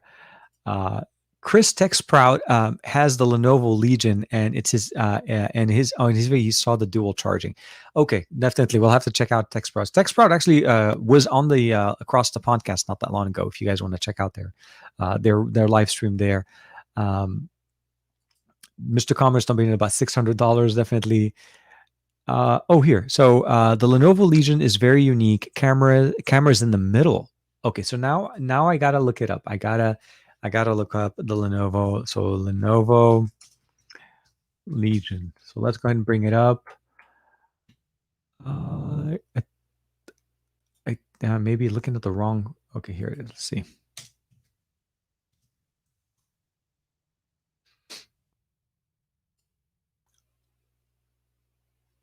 Okay, let's see here. You know what? The Lenovo Legion looks a lot like the. Yes. No. Okay. So hold on. Let me share my screen here. Share screen. We're gonna share the second screen, and let me just do it here and here. So sorry about that one. Yeah, I gotta click away. But it looks like the Lenovo Legion is actually a very interesting device. It looks like it took a massive inspiration from the. If I'm not mistaken, the Red Magic 5G, the color scheme, but the cameras are in the middle. That is very unique. I mean, don't get me wrong; it's not a bad spot to have. It gives you the ability of holding the phone better on both sides. Yeah, I want to say think ROG phone, think Red Magic 5G having a baby, and kind of looks like the Lenovo Legion. So here, I think, if I'm not mistaken, I can't see it very well, but let me see. Do they show? No, they don't. I was hoping that they would show a picture of the. I was hoping they would show us a picture of it actually having the second port. Let's see here under images. Here. So smartphone, introducing news. Oh, the phone dual. Here, let's see if we have some better pictures.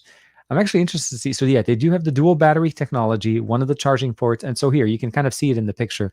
The charging port is on the side, so charges one side, and the other charging on the other side, charging the dual batteries. So very interesting design, stereo speakers, as you can imagine.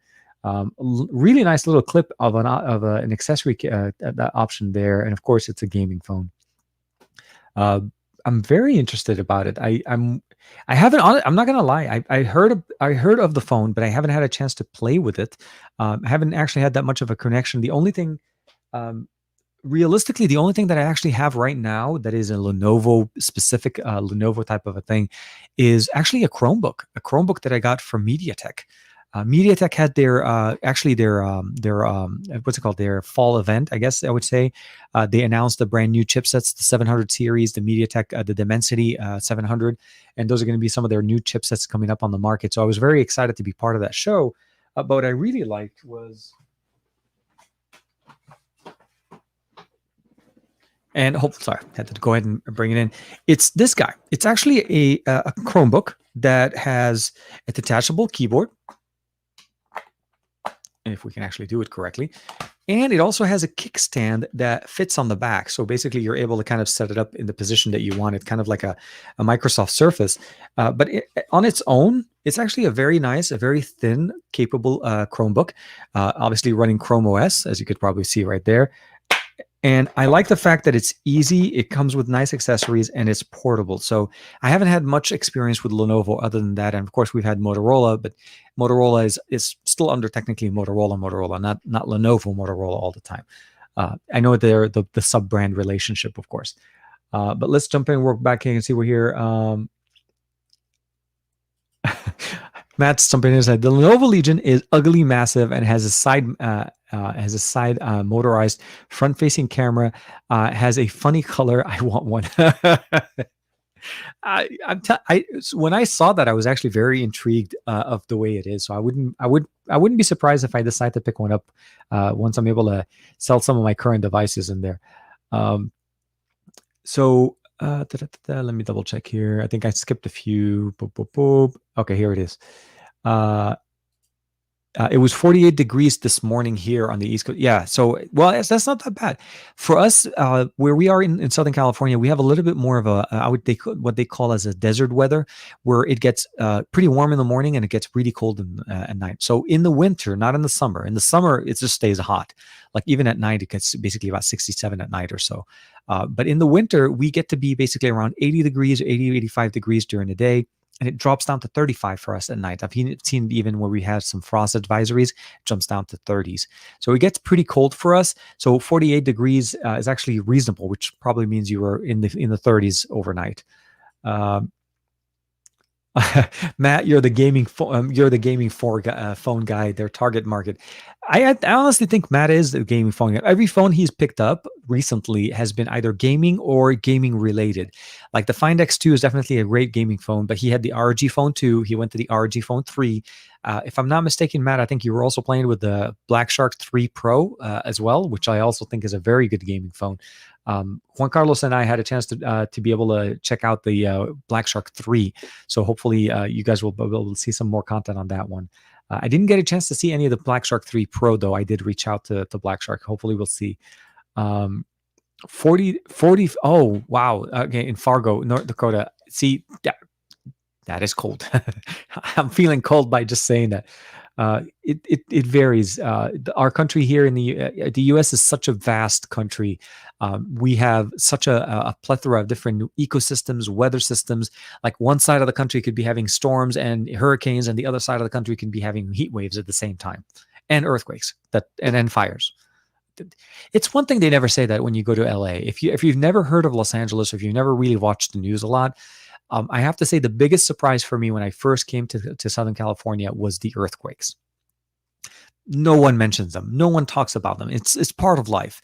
And I think it was back in like 93, I want to say. And in 94, the Los Angeles area got rocked by the biggest earthquake they've had in a long time. And that was a big surprise. That was a big wake-up call because it actually woke me up. It happened early enough where it was around the time where people would wake up. So it was a big life changer. But yes, earthquakes are a big part, and temperatures definitely fluctuate in our areas. That thing in hiatus, yes, no, definitely. Lenovo.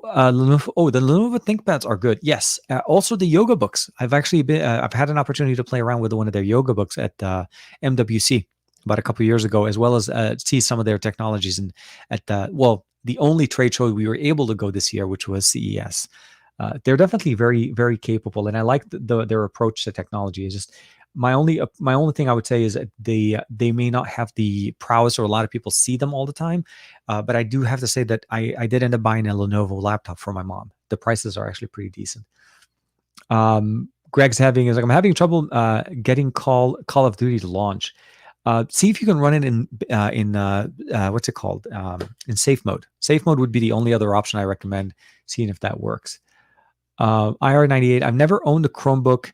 What are the main differences between Chromebook and an Android tablet? So the biggest difference between Chromebook and Android tablets right now is very small. And I say that because at one point it used to be Chromebook or Chrome OS, and it used to be Android OS. But at some point, Android, or at least the Google Play Store, as well as Android applications, start becoming options to be able to download on Chrome OS.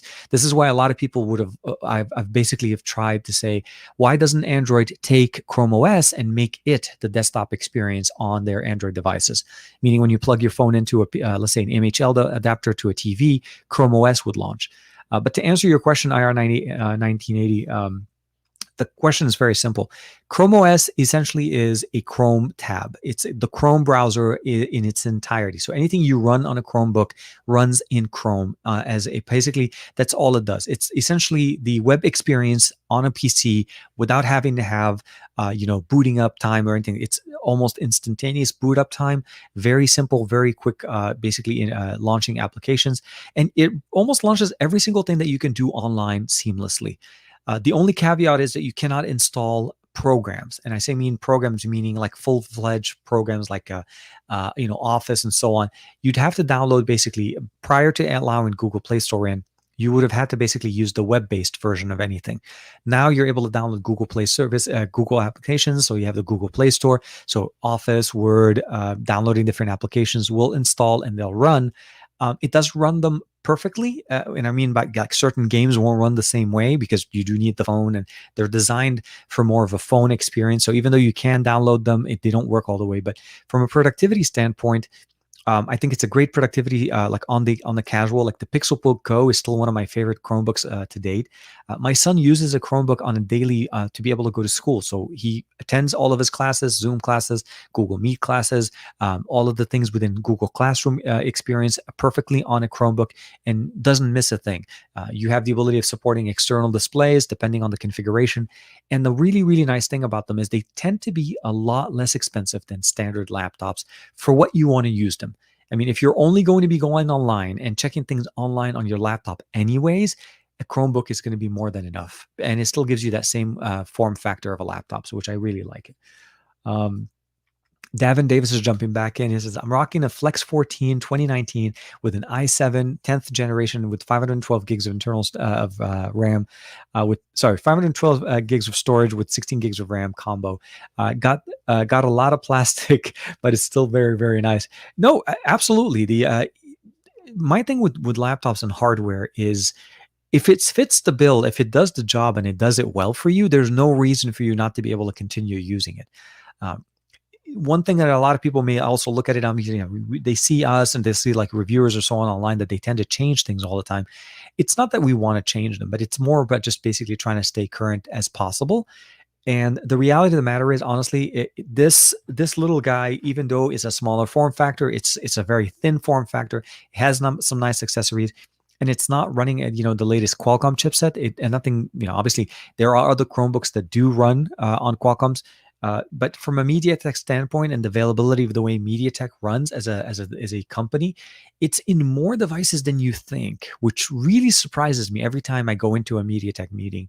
If you've ever used either a smart display like the anything from Amazon, generally in Amazon. If you've seen like a lot of those smart TVs, they use MediaTek processors. A lot of those switches that you use, the smart plugs that you get to buy, those are also running MediaTek. A lot of them do. So it's really nice to see what they're offering. And of course, Chromebooks are great. Lenovo is even good. Very, very nice. The Lenovo Legion is a nice dual charger for dual batteries. Forgot that what tech reviewers reviewed it the other day. Oh, TechSprout did. Yes. And I think that's what Matt was saying before. Dongle Xenos is saying got the 2018 Samsung Note 9 S9 Plus wireless DeX Pro video and enhanced 2020-30 UHD. I think we're referencing all the different the different refresh rates and the different resolutions. I think, if I'm not mistaken, I need to double check on that one. I know that Dex supports different resolutions depending on what you're connecting it to. How's the speed and stability of the iPhone 12 Pro Max? So I haven't had it. I did not play with the 12 Pro Max. I played with the 12 Pro, and honestly, general user experience, it's just from the UI and what I noticed in there.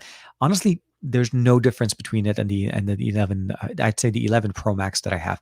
So playing with it and using it on a daily as a phone, this still for the most part gives me the same experience. With the fact that they were both running 14.2, or I think 14.1 or 14.2, you're really not missing out. The overall experience, daily usability is going to be pretty much the same between the 11 series and the 12 series. I feel like the 12 series is truly the upgrade from the iPhone X or the XS series. So if you are currently running one of those devices or that generation, I think this is where really the upgrade is going to be coming in for you on the 12 Pro Max or even the 12 series. Unless you're going for the 12 mini, which is a brand new device, I don't see a big difference. The optics, for the most part, didn't really change much, except for the 11 Pro, the 12 Pro Max. And I think at some point, hopefully, I'll be able to play with it. But at this point,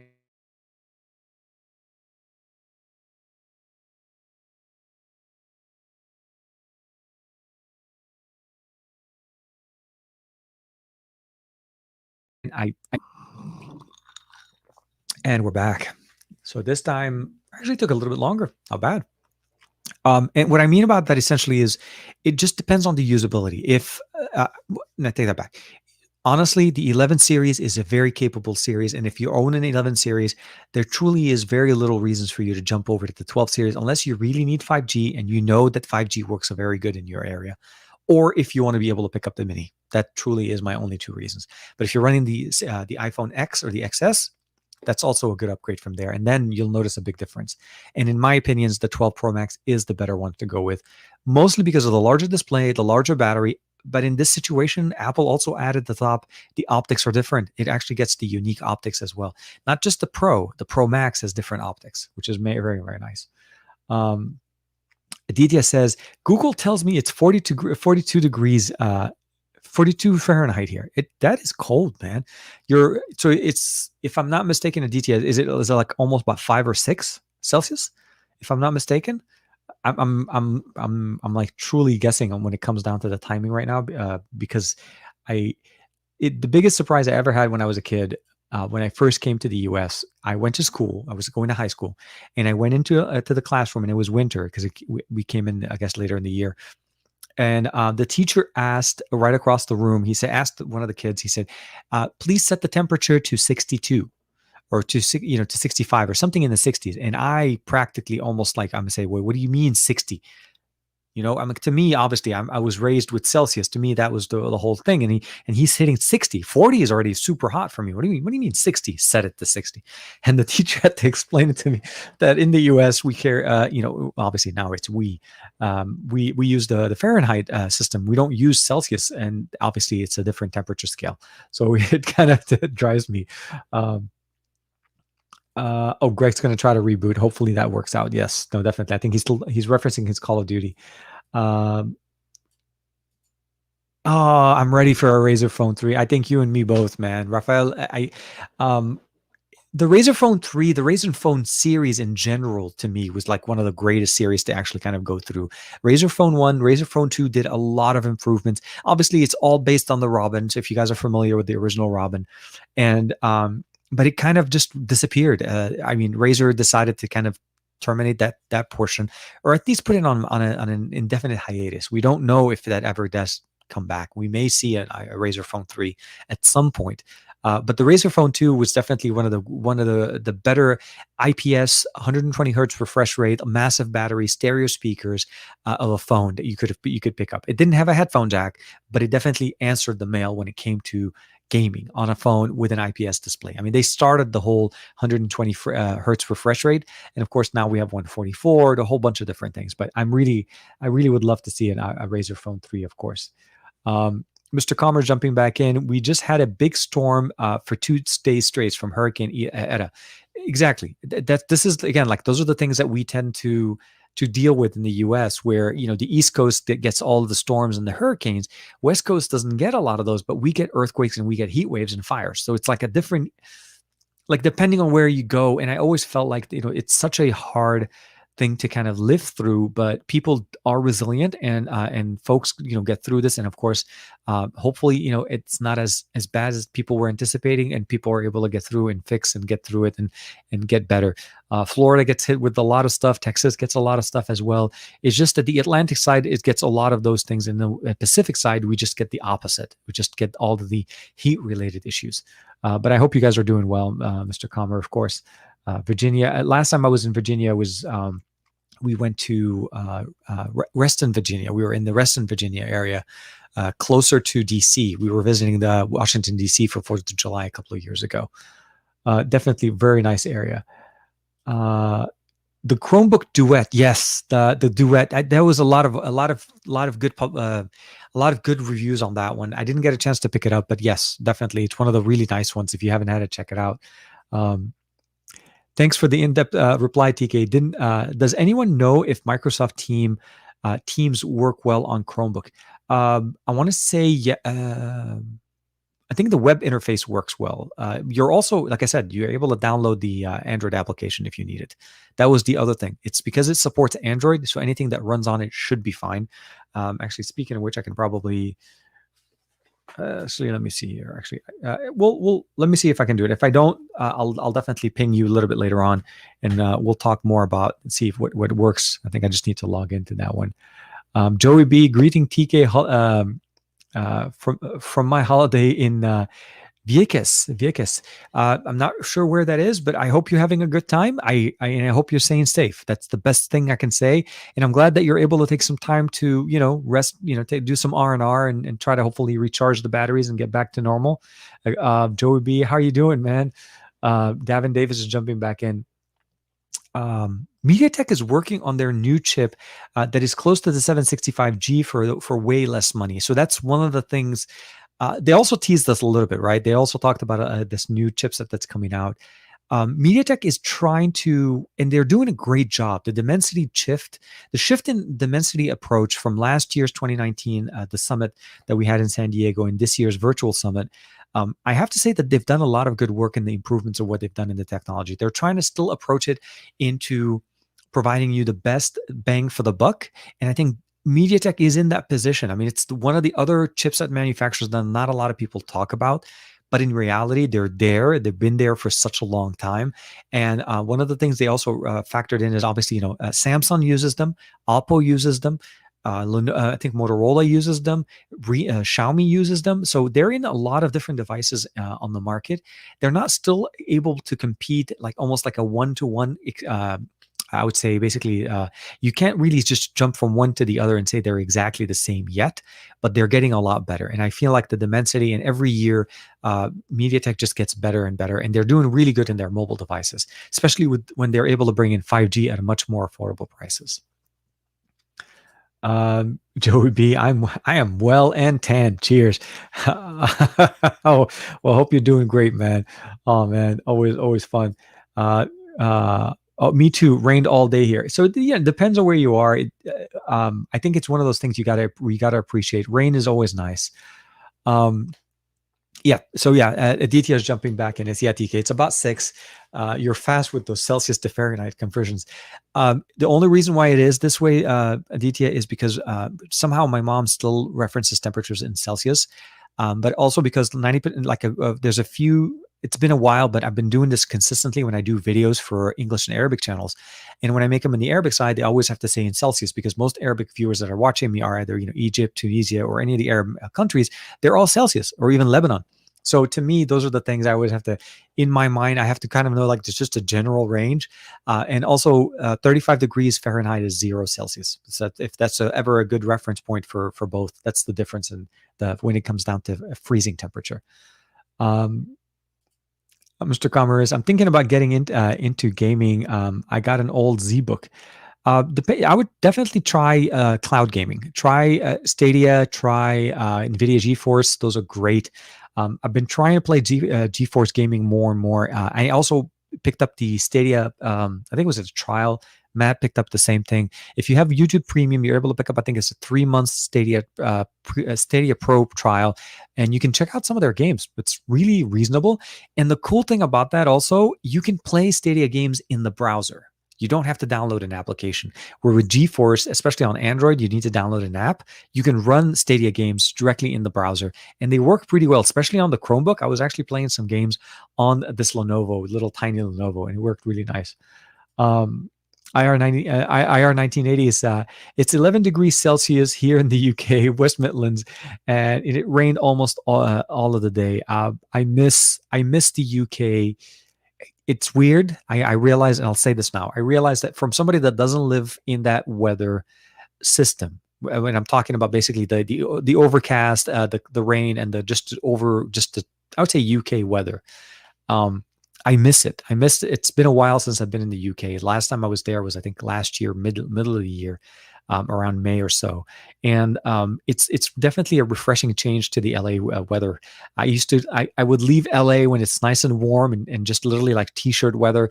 And I go to the UK and I'm like bundled up. It's raining and it snows a little bit in there, depending where you are.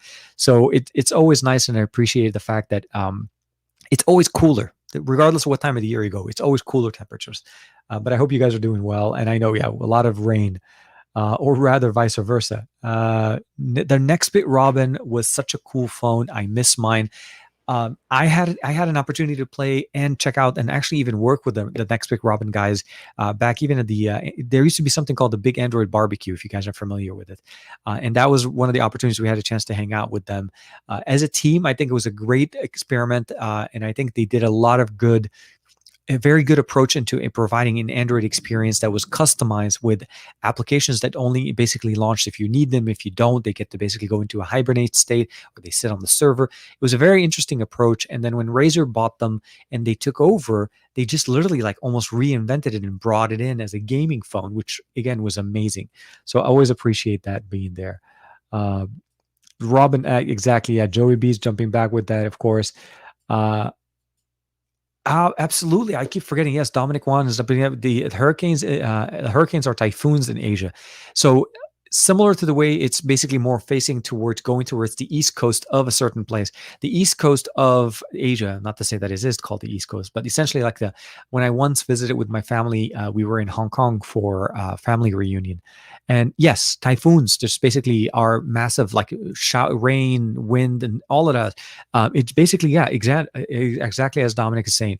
It's crazy. But yeah, so hurricanes on the east coast of the U.S., and of course they become typhoons as they go in there, as they pick up more steam from the warm water of the Pacific.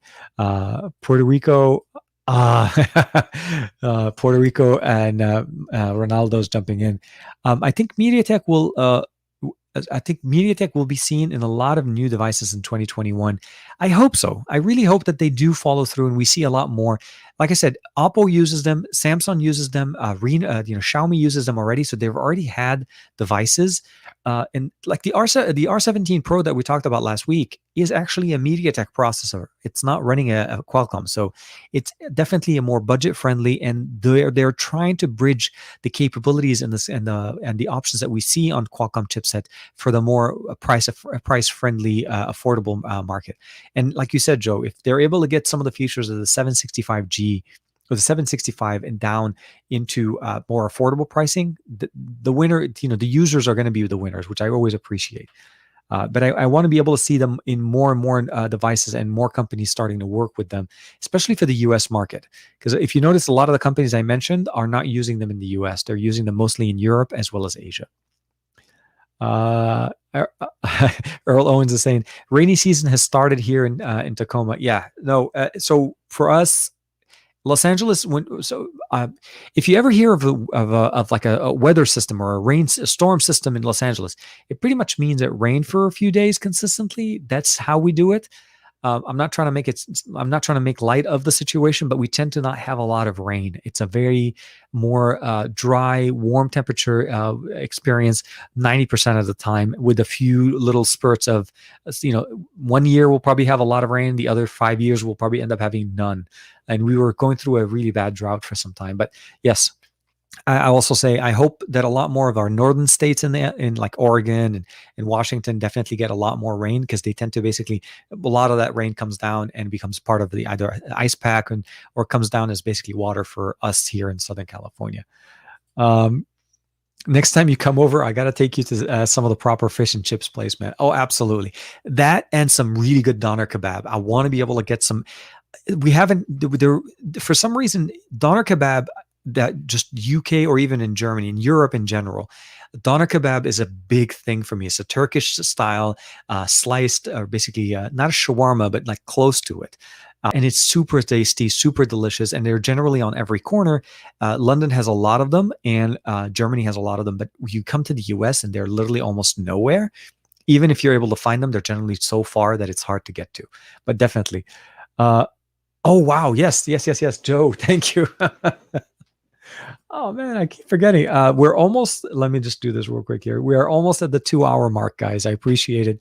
And Joe just hit me up with the tkception. Let's go ahead and do this real quick before we forget. Oh man. Oh my God. Okay, let me just bring this over here, and we're gonna start off with Joe real quick. Man, where is it? Okay, share screen. And as you guys remember, tkception, it is part of the show. We do it every week, and it is just a fun way to kind of close out the show, or kind of trigger off the closeout of the our podcast, which generally runs about 2 hours. Uh,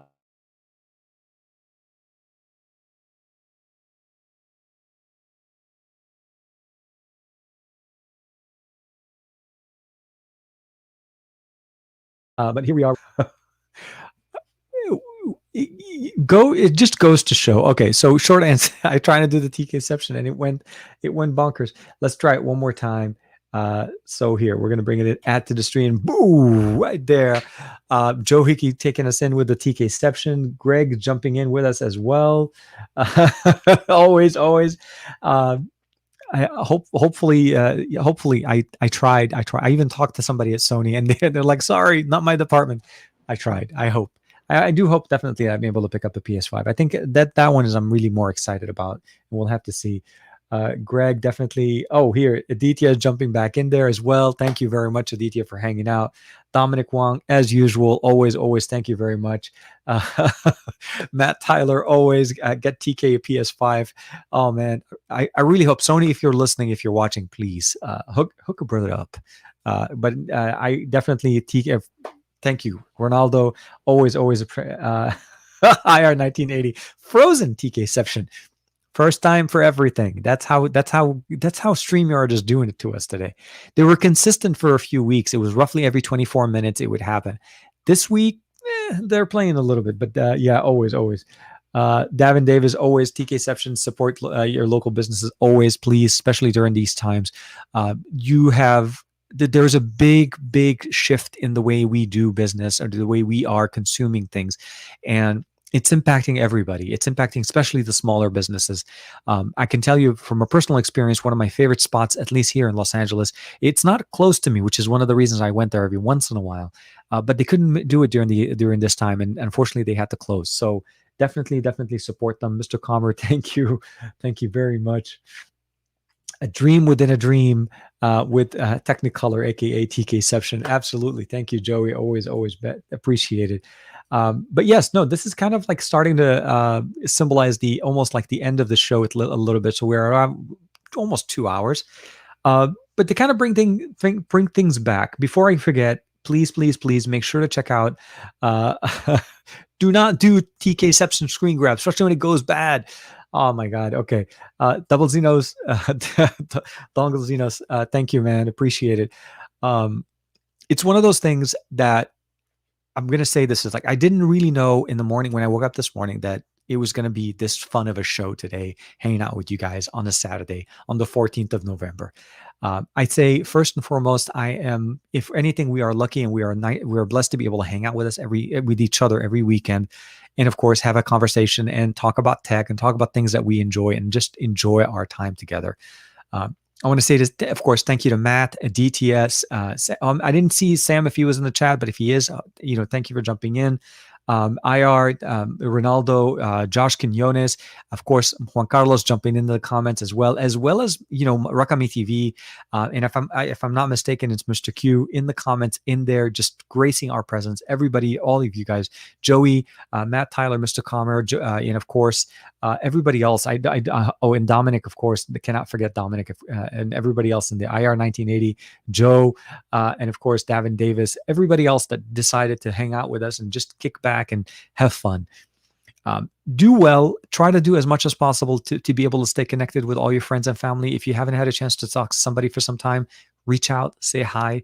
Believe me, it's one of the things that you can do that will make somebody's day, and it's as simple just picking up the phone or sending a text message. At the end of the day, we are coming through it by the end of the year now, when there's going to be, it seems like there's many waves of things coming back in. So be safe. Try to stay as much as socially distancing as possible, and I hope we can get all through this, and obviously stay safe and trying to get to the next level of whatever the new norm is going to be.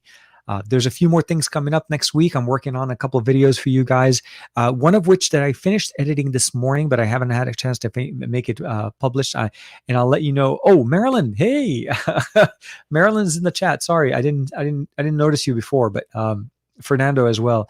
What I would probably say is just try to do the best that you can. And as far as the videos, there's going to be more videos coming in, more comparisons and more things. And then there is a new phone coming in that I'm really, really, really excited to be able to check out and share with you guys some of my opinions.